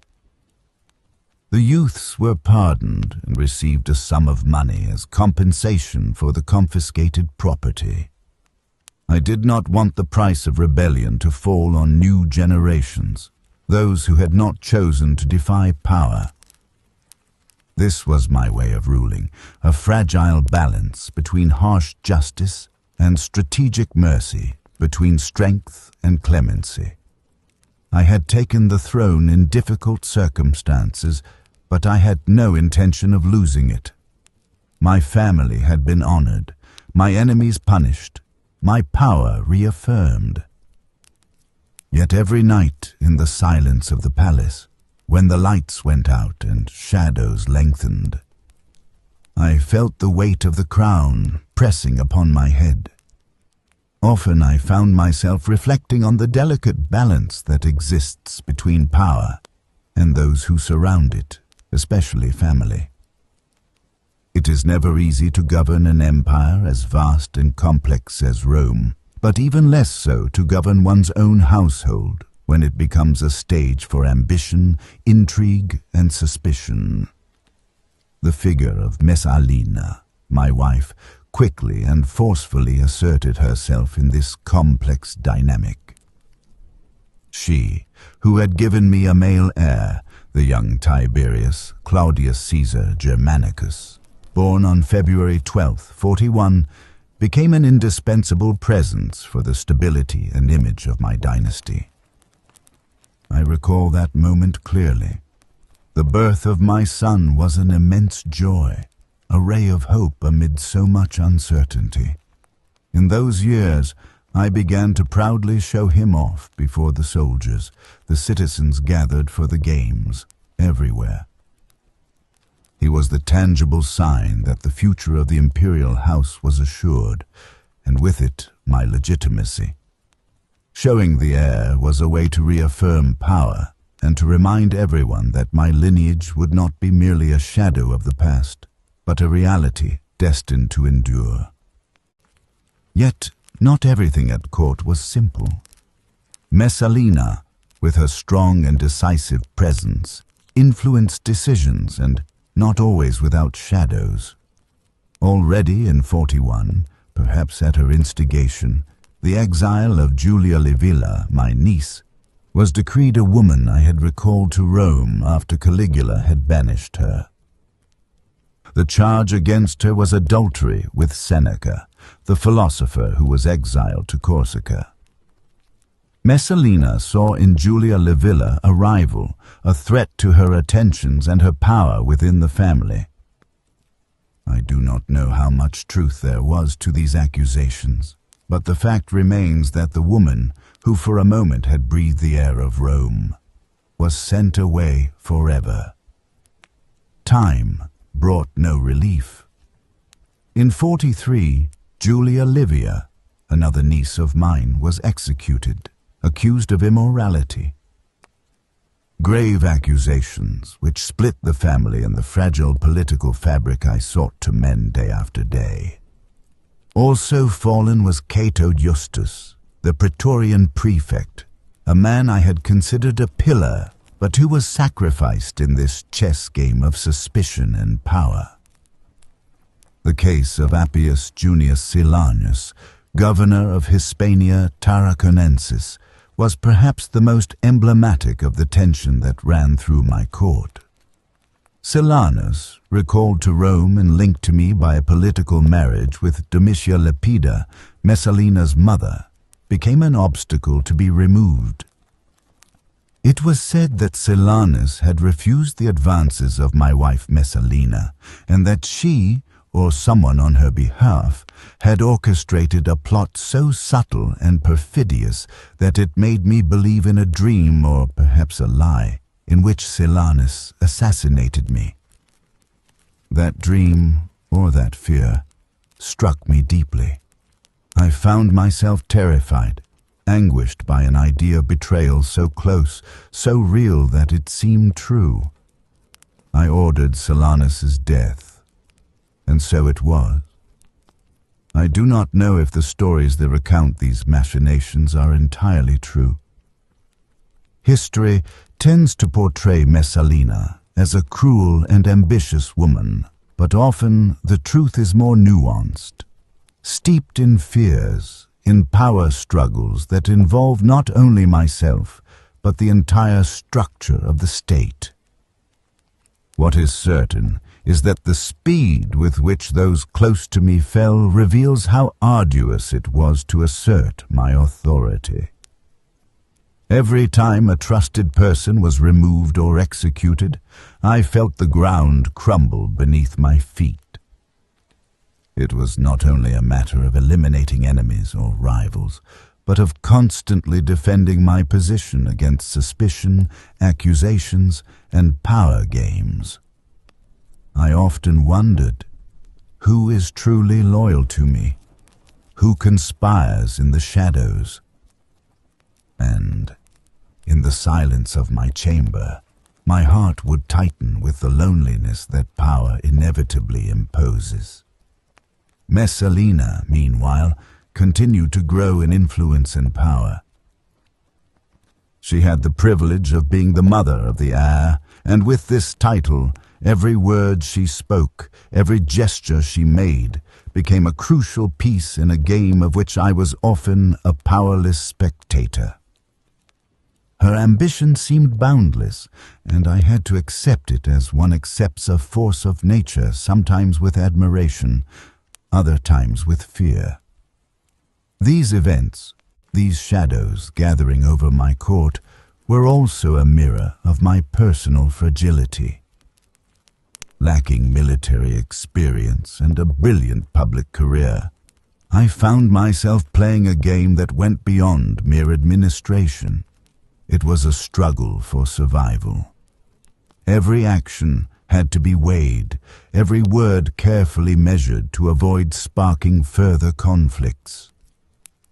I often reflect on how thin the line is between power and vulnerability, and how even the greatest of emperors are at the mercy of the passions and jealousies that drive men, especially those who come close to the throne. My life at court was a dance among shadows, a perilous path where every step could be the last. Despite everything, I looked at my son and thought of the future. Rising to power was only the first step on a long and troubled road. I could not afford to be remembered as a weak or cowardly emperor, especially since my lineage was not that of the great generals. I needed military glory, a victory that would cement my legitimacy and prove to all that I was not merely a man behind a throne, but a sovereign worthy of command. Thus, I planned the invasion of Britain, a mysterious and elusive land, far from the usual borders of the empire, but long a source of Rome's curiosity and ambition. The operation was entrusted to my legate Aulus Plautius, whose valor and ability inspired my confidence, though I decided not to join the campaign immediately. My caution and health ailments were well known, yet I still wished to make my presence felt in this endeavor. I departed from Ostia with a sumptuous procession. Important senators, members of the equestrian order, and even elephants in tow, tangible symbols of Rome's strength and my authority. The journey, however, was not easy. The sea lashed out at us with sudden and violent storms, twice forcing me to fear shipwreck, first near the Ligurian coast, then near the Hires Islands. With a mixture of fear and determination, I decided to continue by land, moving from Marseille to Gesoriacum, where I finally resumed the sea voyage towards Britain. Arriving in that wild land was like crossing a threshold into an unknown world. I stayed only 2 weeks, a brief visit but enough to leave a mark on history.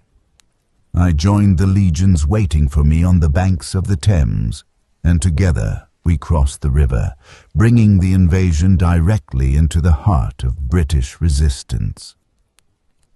Camulodunum, the most important city, fell without further bloodshed, a sign that Rome's force was now unstoppable. In my presence, several local kings surrendered, bowing their heads before the imperial eagle. I was granted the title Imperator several times, an honor I accepted with a profound sense of responsibility, aware that those words represented far more than mere recognition. They were the seal on my authority. After consolidating the conquest, I sent my sons-in-law Pompey Magnus and Lucius Silanus to Rome to announce the victory. I wanted the news to reach the city as soon as possible, fueling the enthusiasm of the people and the Senate. I myself began the journey home, stopping in Verona and then Ravenna, where we celebrated a naval pre-triumph that foreshadowed the glory awaiting me. Finally, I docked in the capital, greeted by a Senate that, for the first time, showed unanimous favor in granting me the honors of the triumph to be celebrated in 44. That triumph was not just a festival. It was the moment when the entire Roman world recognized my strength and my right to rule. For the occasion, I recalled provincial governors and exiles to Rome, thus gathering under my power the energies and resources of the empire. Symbolically, I hung a naval crown at my residence on the Palatine Hill, an emblem of the ocean crossing, the conquest beyond the seas, of Rome's power extending beyond every known boundary. Messalina, my wife, participated in the celebrations in an exceptional way, parading on a chariot, a presence I had never imagined I would come to appreciate so much. My triumphal chariot was escorted by my faithful comrades in arms, those who had shared the journey and earned the ornamenta triumphalia. Among them was Marcus Licinius Crassus Frugi, my father-in-law on horseback, symbolizing the alliances and powers that sustained my reign. Like Julius Caesar before me, I ascended the Capitoline on my knees, assisted by Silanus and Pompey, a humble but deeply meaningful gesture, demonstrating my devotion to the gods and to the eternal city. The celebrations were grand and long-lasting. Chariot races, athletic contests, bear fights, and dances entertained the people. In the Campus Martius, the capitulation of Camulodunum and the surrender of the British kings were reenacted. The Senate even allowed actors to stage a play in my honor, a public recognition that filled me with pride. The Senate also voted to grant me the cognomen Britannicus, a title that honored my achievement, but I chose not to use it personally. I left that name to my son, the young heir, a symbol of the future and continuity. I wanted him to carry forward the legacy of this conquest, so that his image would always be linked to valor and glory.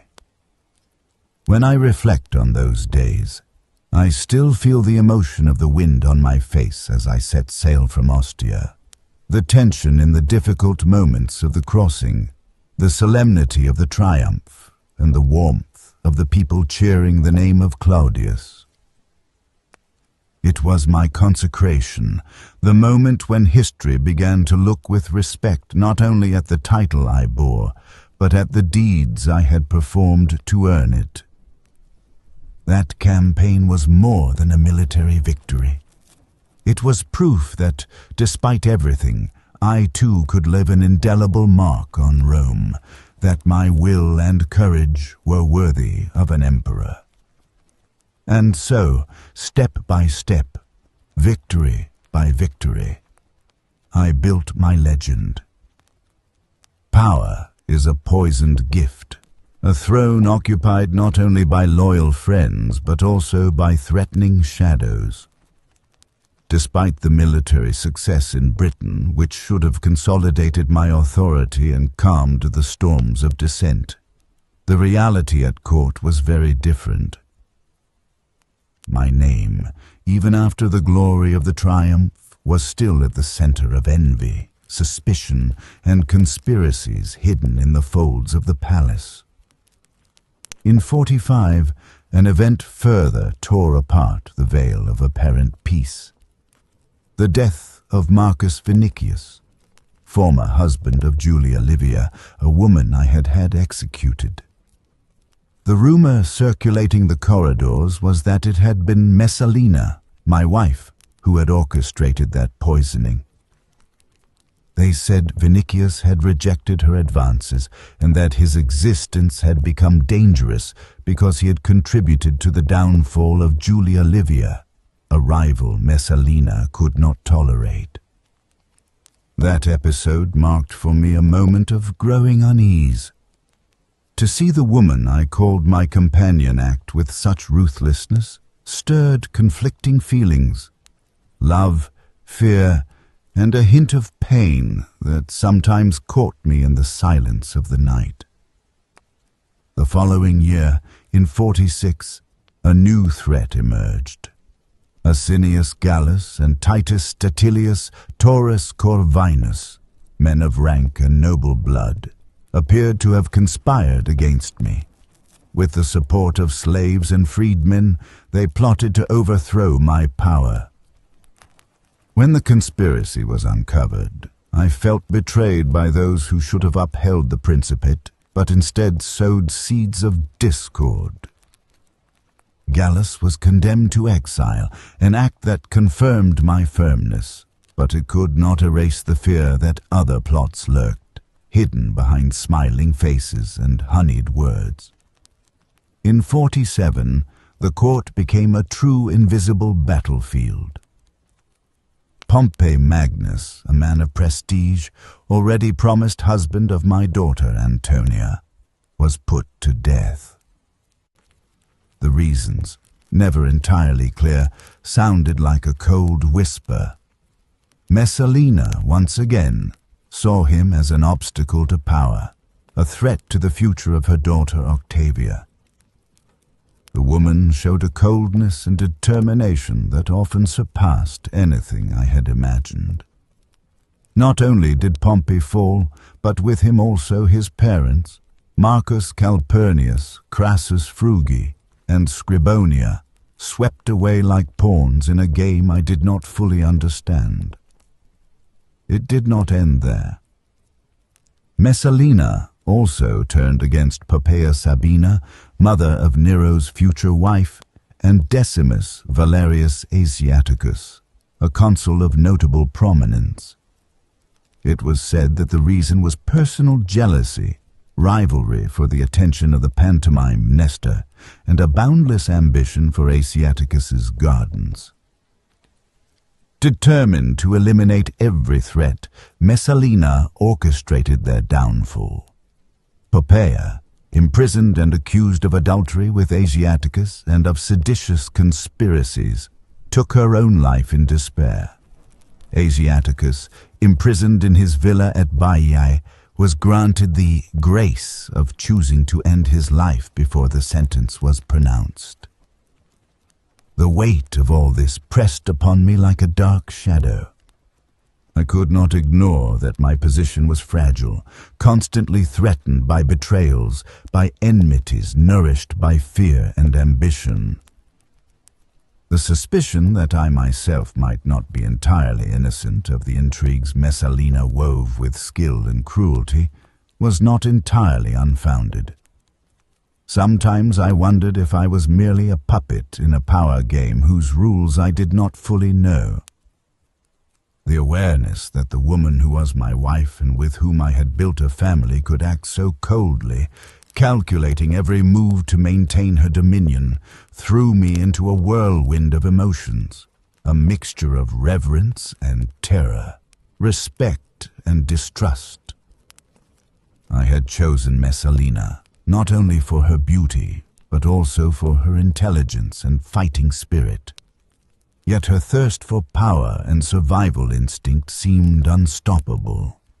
Every death, every fall of an enemy, carried with it a sense of emptiness and isolation.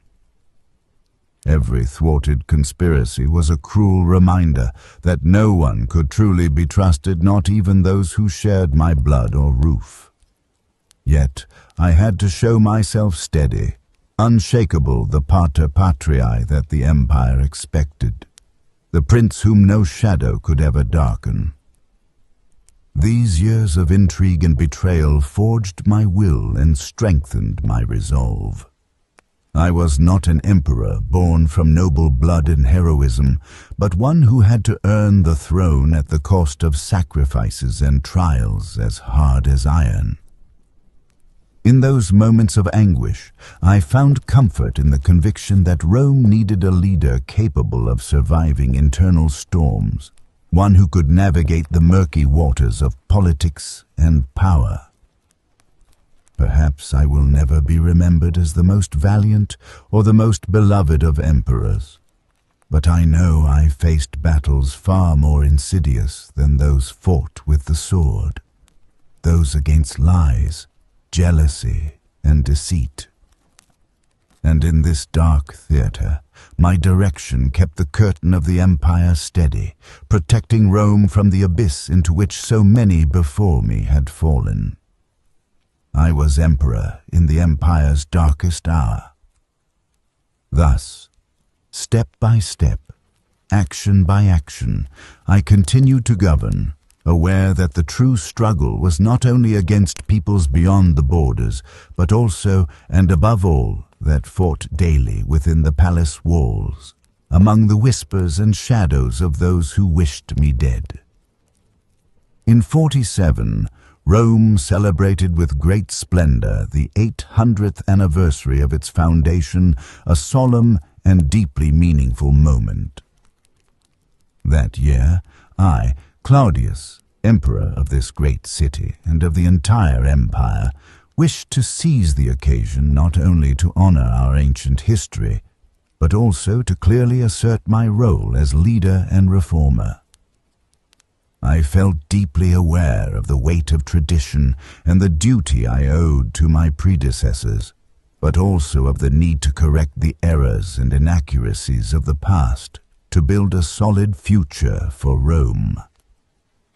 Thus, I decided to proclaim that Augustus, great father of the fatherland and my revered predecessor, had made an error in the celebration of the Ludi Seculares in 17 BC. According to calculations I personally reviewed based on ancient testimonies and consultations with experts, the timing between editions of those sacred games had not been accurate.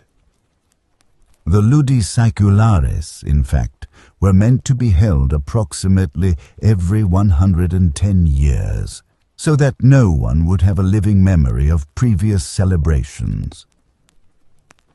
Yet, in 47, many people, men and women still alive, remembered perfectly the festivities under Augustus's principate, just as several artists who performed during my edition of the games had also taken part in those under Augustus.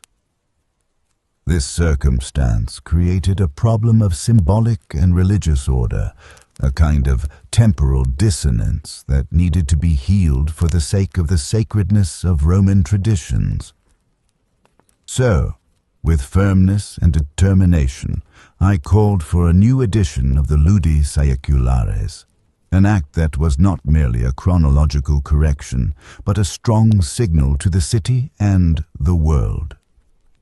Claudius was not just an emperor who maintained ancient customs, but a sovereign attentive and capable of reforming, correcting, and strengthening the moral, civil, and religious foundations of Rome.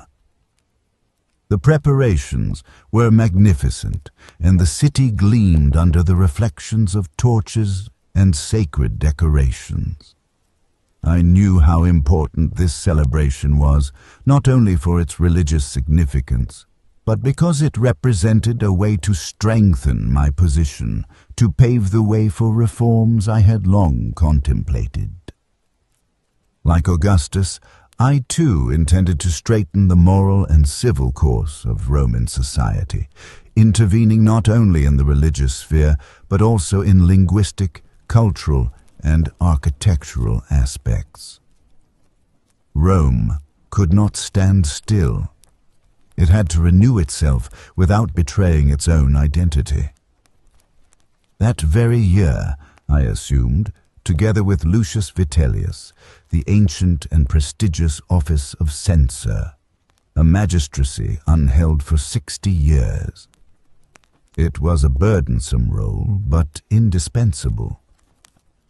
With the censorship, I wanted to revise the Senate's list, renew the senatorial order, and send a signal of renewal and trust toward families loyal to my government.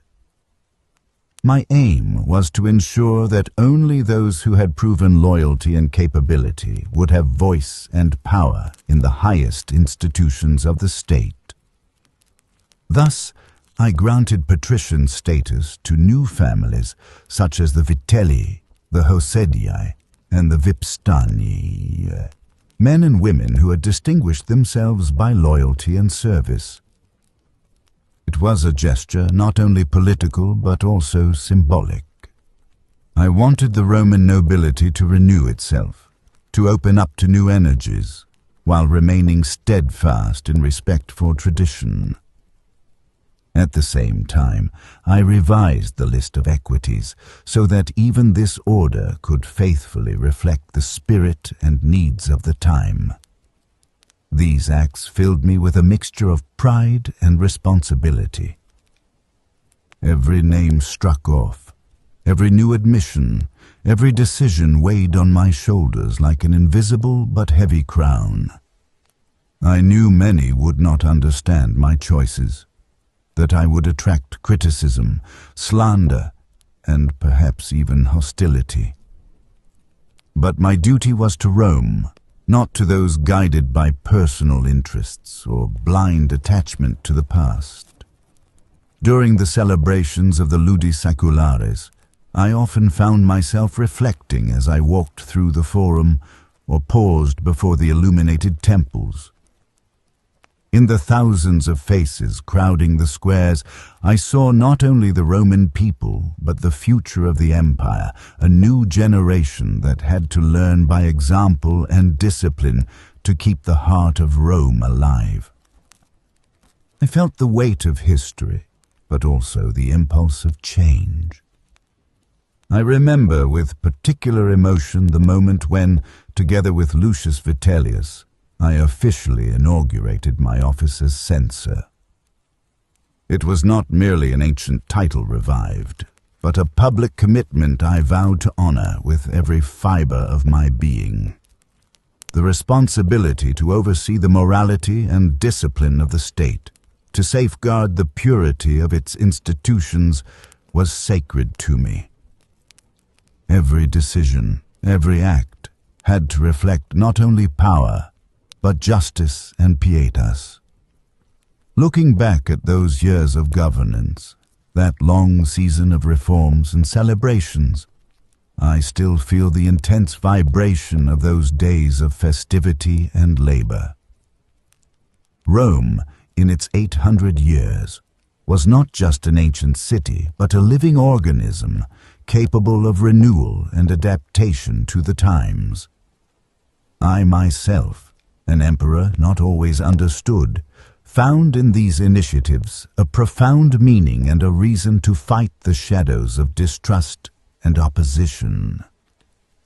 This was my challenge: to govern not only with the force of arms or the authority of the throne, but with the wisdom of one who knows how to listen to history and read in the signs of the present, the way forward to the future. The Ludi Seculares of 47 were my message, my commitment, and my promise to Rome and the entire world, that the eternal city might continue to shine, eternal and invincible, through the centuries to come. As censor, I felt upon my shoulders a responsibility far beyond ordinary administration. I had to guard the very soul of Rome, its material and spiritual greatness, and defend it from any decay that threatened its eternity. Rome was no ordinary city. It was the beating heart of a vast and complex empire, the home of a people destined to rule the world. My mission was therefore clear: to preserve, correct, improve, and leave the mark of my age as an era of felicitas, of true and lasting prosperity. One of the measures closest to my heart concerned the protection of Rome's architectural heritage. Unfortunately, it had become common practice to purchase ancient buildings not to preserve or restore them, but to demolish them for profit. This devastation seemed to me not only an economic loss, but an offense to the very memory of Rome. Every stone torn down was a piece of history destroyed, a sign of neglect toward what our fathers had built and what we had the sacred duty to pass on to our children. I therefore decided to strike decisively against this practice, issuing severe edicts against those who speculated on such destruction. It was necessary to stop this decline, not only for reasons of urban decorum, but because the city had to be seen as a living, immortal organism, an eternal monument renewing itself without ever losing its identity. I wanted my era to be remembered as one of felicitas, a time when Rome blossomed again in its stones and in its soul. I did not stop there. The city was also threatened by those who arrogated rights over public lands, unjustly appropriating them for private ends. Such usurpations deprived the community of precious resources, and I intervened personally to restore to the public what had been wrongfully taken. This was a way to reaffirm the sovereignty of the state and the justice of a power that protects the weak against abuses. At the same time, I felt the urgency to reaffirm the dignity of the senatorial order and Roman aristocracy. The Rome of patricians and nobles had to be defended, even from public insults that humiliated eminent figures. I still remember the incident at the theater, when the consul Publius Pomponius was subject to mockery and abuse. I could not tolerate that such disrespect was permitted toward men who had served the Republic and the Empire. Thus, I promised and secured the approval of strict edicts to protect their reputation, because Rome's stability also depended on the respect of its ruling classes. I also struck decisively against the greed of creditors. It was a pernicious evil, those loans that weighed on the children of noble families to the point of condemning them to poverty upon the death of their parents. A law was enacted to prohibit this cruel practice, so that Roman families could live with greater peace of mind and not be crushed by unjust financial burdens. Among my reforms, I did not neglect the language, the heart of our culture and communication. I felt it my duty to correct certain orthographic shortcomings of Latin, and thus I promoted the introduction of 3 new letters into the alphabet, the so-called Claudian letters. It was a difficult endeavor, for every linguistic change meets resistance, but I believed it necessary to make our language more precise and functional, a better tool for the glory of Rome.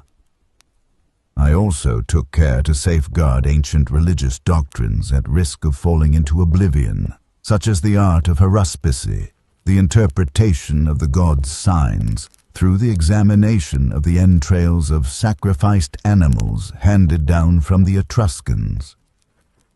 I entrusted the College of Pontiffs with the task of deciding which elements of this wisdom to preserve, fully aware that Rome must remain faithful even to its most arcane and sacred traditions. As censor, I proceeded with the census itself, a fundamental act to understand the demographic reality and the strength of my empire.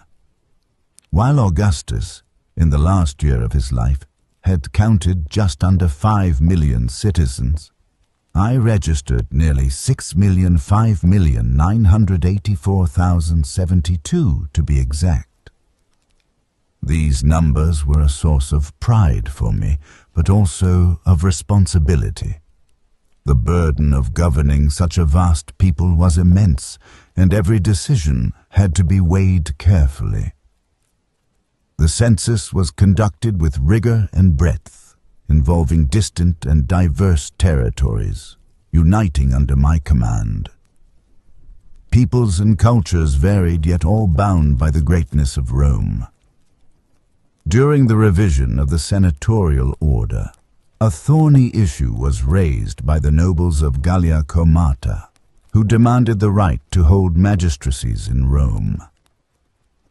Their petition met opposition from traditionalists, but I came to their defense, delivering a speech in the Senate, part of which remains inscribed in the Tabula Claudiana, expressing my will to open the Senate to those who had distinguished themselves by merit, even if they came from the provinces. It was a step toward a more inclusive empire, more aware of its potential for integration.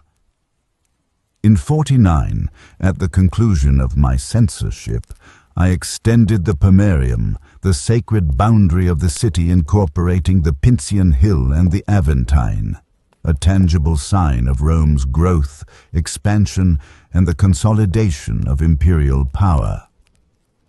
I also renewed the Augurium Salutis, an ancient ceremony symbolizing the divine protection over the health and prosperity of the state. Every action, every law, every right I promoted as censor was for me an act of love toward Rome, the eternal city that must live on through the centuries, invincible and splendid. It was never an easy mission. Resistance and rivalries were many, as were the criticisms. But I knew that without reform, there is no growth. Without respect, there is no order, and without memory, there is no future. Rome had to be preserved as a beacon of civilization, and I had to be its guardian. This thought accompanied me every day, in my deepest reflections as I walked the marble streets of the city, among the shadows of temples and columns.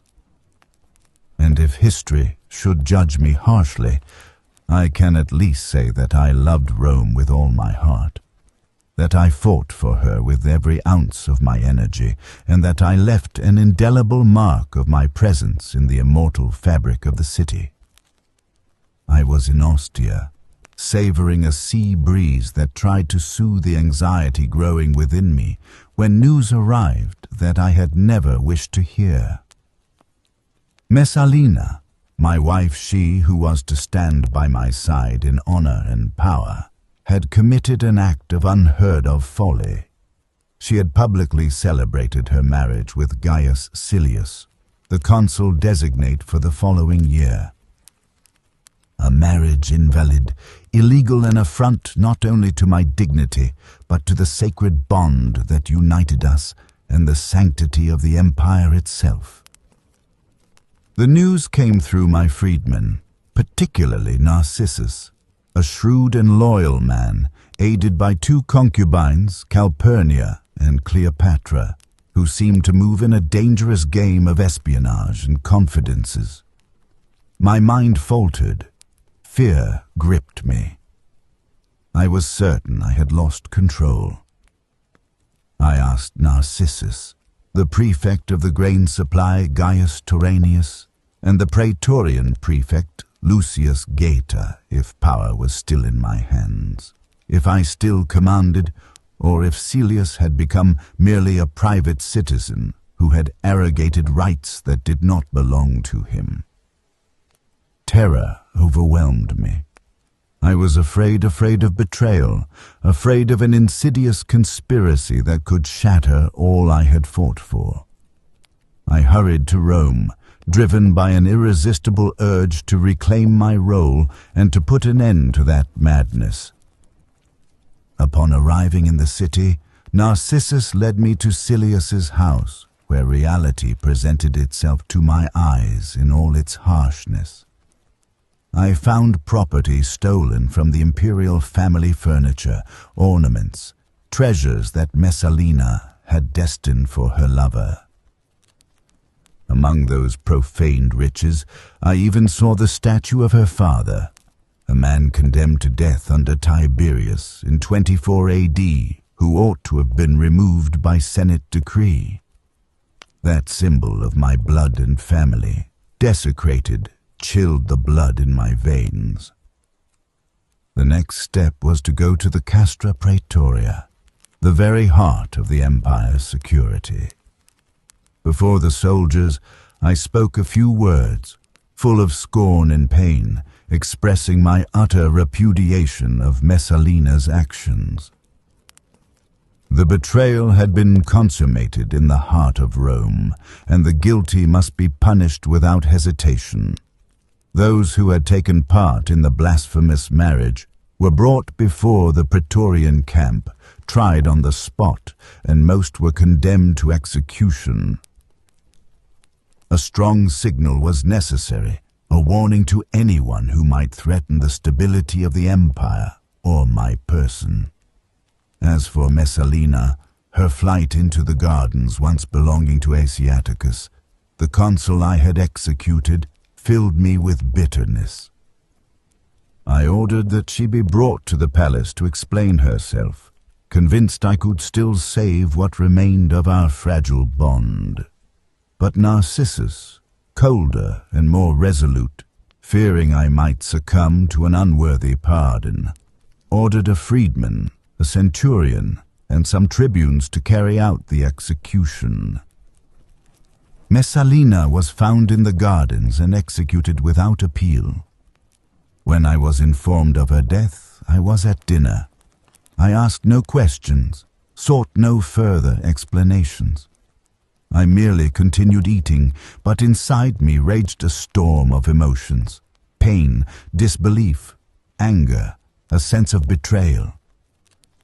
I cannot deny that a part of me was tormented by doubt. Although adultery did not warrant the death penalty, only lifelong exile, Messalina's condemnation was decreed as political treason, a treacherous conspiracy with Silius against me, and the power entrusted to me. The lex Julia de adulteris coercendis could not explain everything. Her fall was motivated by a far graver charge, the lex Julia maestatis, punishing laesa maestas, the offense against imperial majesty. In that moment, I understood that my role was not only that of emperor, but of guardian of order, honor, and stability. I had to show strength and firmness, even if it meant breaking a bond I once considered sacred. Rome could not afford internal divisions. It could not tolerate the chaos unleashed by reckless ambition and a lust for power that threatened the entire empire. As I weighed the uneasy silence that followed the news, my heart grew heavy. I had lost a wife, but I gained the certainty that I could still rule. My power had been openly challenged, but I had reacted, showing the world that no one, even the closest to me, was above the law and the will of the emperor. I reflected deeply on what had happened. Roman politics was a cruel game, made of deception and fragile alliances, and I had to learn to move within that vice. Messalina's betrayal had taught me not to trust anyone, to always keep my gaze and judgment vigilant. Narcissus and my loyal freedmen acted swiftly and coldly, ensuring that power remained firmly in my hands. Their loyalty, precious as a rare treasure, was fundamental in that moment of crisis. Without them, perhaps I would not have withstood the storm.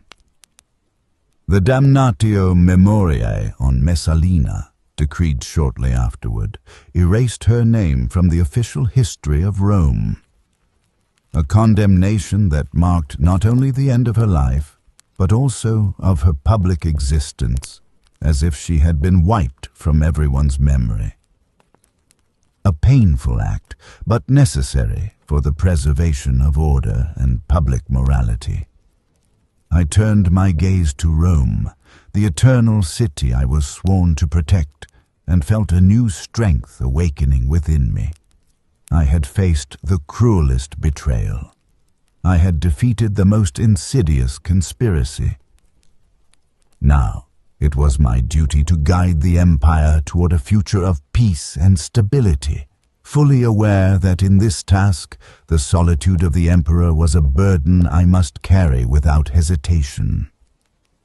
So, while the city continued to live and breathe under my command, I pondered what had happened, the harsh lessons of Roman political life, and my indispensable role, beyond human passions, in ensuring the survival and glory of Rome. The weight of power is often a cross only those who bear it can understand. I remember with vivid clarity that day at the Castra Praetoria, when before my praetorians I spoke words that, more than any other tradition, expressed the torment and loneliness an emperor can feel. I implored them, with a veil of despair, to kill me if I ever took another wife after Messalina. Dramatic words, almost a vow, but also a tangible sign of how deeply my consort's betrayal had torn not only my heart, but also the stability of my person and the entire imperial house. Yet, despite that vow and anguish, I knew my destiny, and that of Rome could not remain suspended in uncertainty. After the terrible scandal of Messalina, whose shadow had darkened our family's reputation and threatened the very security of the empire, rebuilding was necessary. My figure, already fragile in the eyes of many, had to consolidate into a bond that was strong, respectable, and above all, politically useful. The choice fell upon Agrippina the Younger. Granddaughter of Augustus, she carried illustrious blood, a lineage I painfully lacked, being without a direct descendant of the great first emperor. The complexity of the situation required a legislative intervention I had never imagined needing. It was necessary to pass a law regulating and, in a sense, legitimizing this unconventional union. Lucius Vitellius, a wise and loyal man, went to the Senate and delivered a speech that still echoes powerfully in my mind. He argued that, in a moment of such great responsibility, the greatest comfort for the emperor, the man upon whom the fate of the empire rested, must be the presence of a stable companion, a woman illustrious for morality, fertility, and ancestry. Qualities Agrippina eminently embodied. Vitellius also justified the union by citing examples from other peoples, where marriage between relatives was already legal and socially accepted. We thus sought to insert this new norm into the Roman legislative fabric, hoping to appease critics and silence gossip. Senate and public consent was far from unanimous, and few truly followed my example. Yet I myself went out into the forum, amidst a crowd both joyful and curious, even skeptical, and with firm steps entered the Senate to demand the passage of the decree legitimizing this controversial union. I remember well that tense moment of silence, the uncertain faces of statesmen, the subdued murmur of acceptance and rejection. I felt the gaze of the entire empire upon me, judging and unforgiving. But I knew I could no longer afford hesitation. Rome and my name needed this new alliance to be reborn. Thus, in the early days of the year 49, I took Agrippina as my wife. My choice was not only an act of political courage and hope, but also deeply personal. I knew many would judge us, that history would recall our union as unnatural due to our close kinship, but within me lay the conviction that only a bond so strong and rooted in Augustan tradition could truly strengthen the foundations of power and secure a future for my family. Agrippina was not merely a woman of noble lineage, but a person of steadfast will and sharp mind. Her presence by my side immediately began to change the atmosphere around me. The court split between those who looked on with suspicion and those who saw in our union a symbol of renewal. Despite the whispers and murmurs, I felt a renewed vigor within myself. The emperor's solitude had always been a faithful companion, but now, beside me, I had a partner who embodied a future, who could ensure the continuity of my line and my name. A woman who, in such a cruel and uncertain world, represented a bastion of security. I often reflected on the reactions of Rome and the Senate. My figure, already marked by criticism and suspicion, now had to face a new challenge.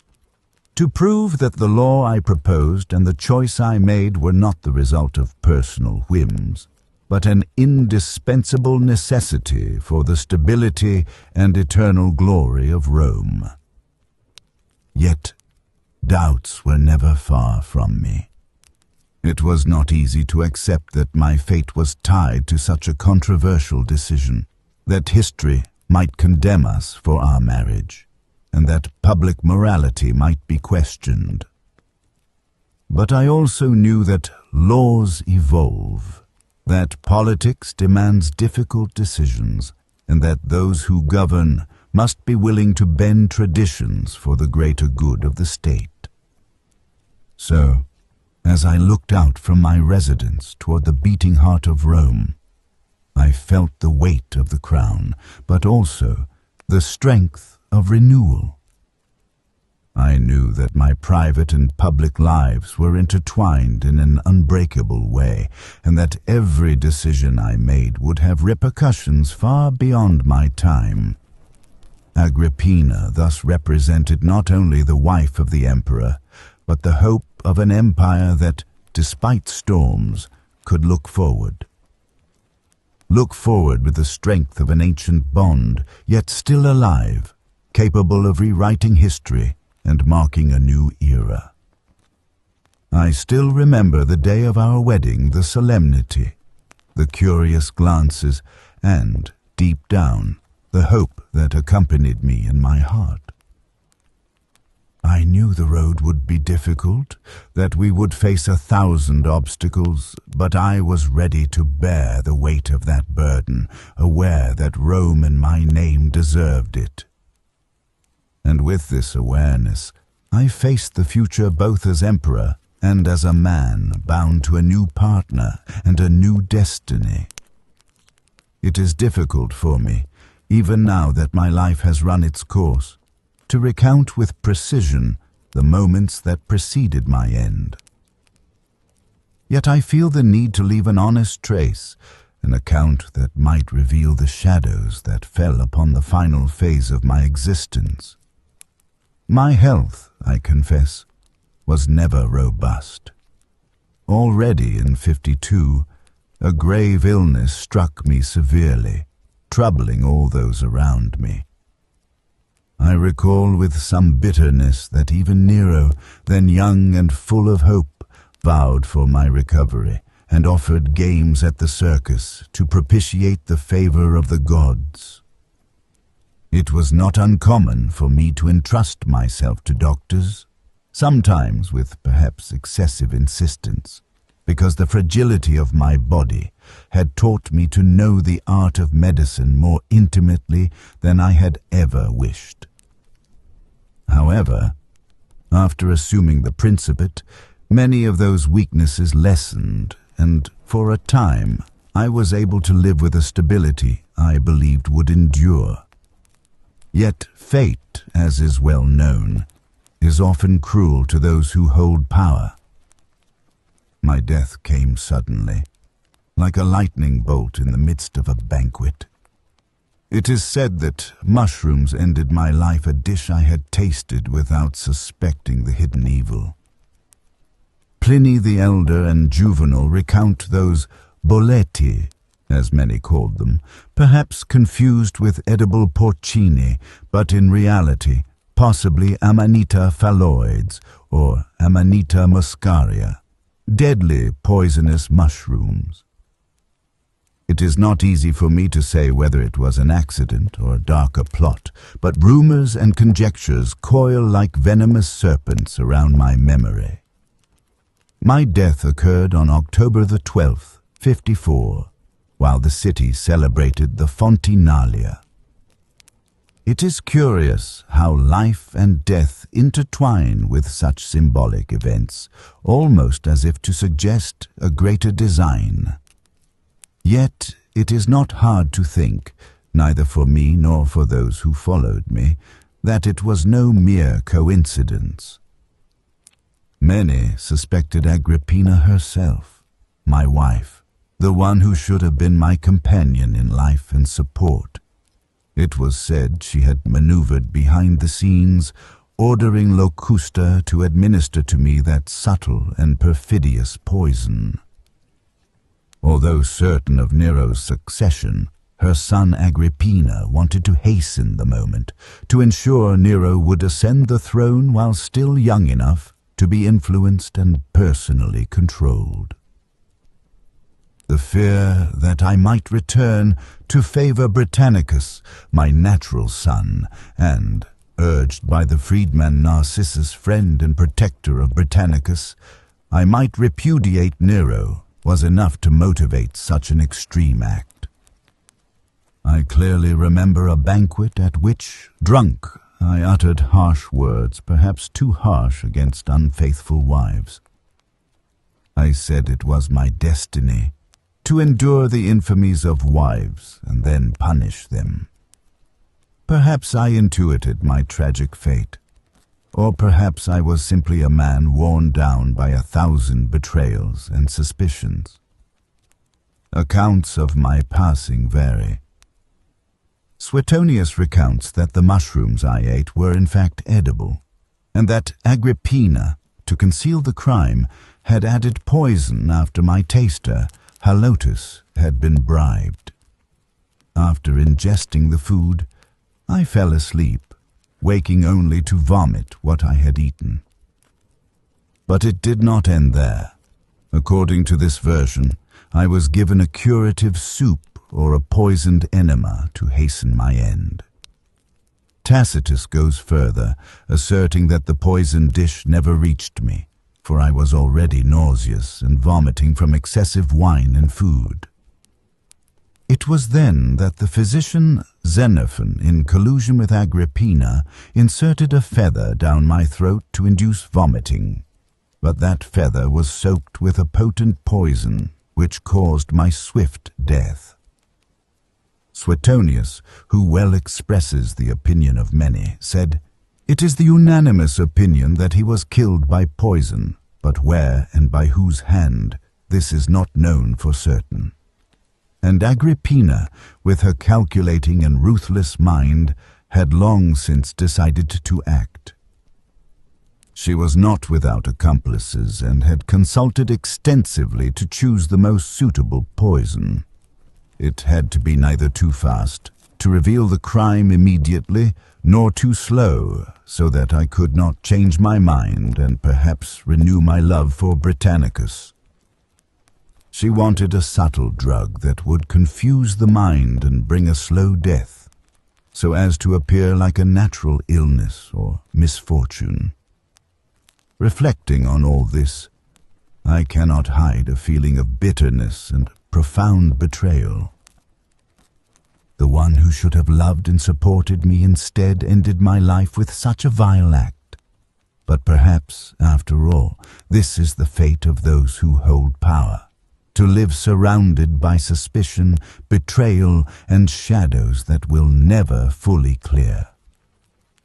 My body rested, but my memory remains shrouded in this fog of deceit. May the truth one day emerge. I hope so, even if it may be only a distant echo among the stones of Rome. And I, Claudius, Emperor of Rome, entrust to time and to posterity the final judgment, with a heavy heart, but the conscience of having sought, until my last breath, to serve my people and my city with dedication and righteousness. Now you know the story of Claudius, not told by monuments or marble busts, but in the fragile, intimate voice of the man himself. A voice once dismissed, now remembered. From shadow to Caesar, from stammering outcast to ruler of the known world, his was a reign written not in glory alone, but in silence, in sorrow, in resolve. So now, you can let go. Close your eyes if you haven't already. There's nothing else to do. Nowhere else to be. Breathe in, slowly, and begin to imagine what it might have felt like to walk through the candle-lit corridors of the Palatine, to sit in the quiet gardens of the imperial court, to feel the weight of purple robes on your shoulders as whispers echo in the distance. Let that world surround you, the rustle of scrolls, the scent of aged parchment and myrrh, the flicker of oil lamps in the hush of midnight. Let it all settle into your imagination, soft and vivid. Your breath slows, your mind quiets, like footsteps fading on mosaic floors. You are safe, you are calm, you are here. Let the warm glow of the Roman fireplace embrace you softly. Let the steady, comforting crackle of the flames become the only sound you hear. This day is done. The empire sleeps, and now you can rest. No battles left to fight, no chains left to break, just your slow, soothing breath. And the gentle shifting of embers, whispering quiet stories of courage and peace. Let your shoulders ease, your jaw release. Your thoughts drift like gentle smoke into the calm night. You're safe. You're here. Tonight, dream softly of unbroken chains, of open fields, of quiet triumphs awaiting you under the stars. Now, close your eyes. The fire crackles, the tents are still, and all of Rome sleeps.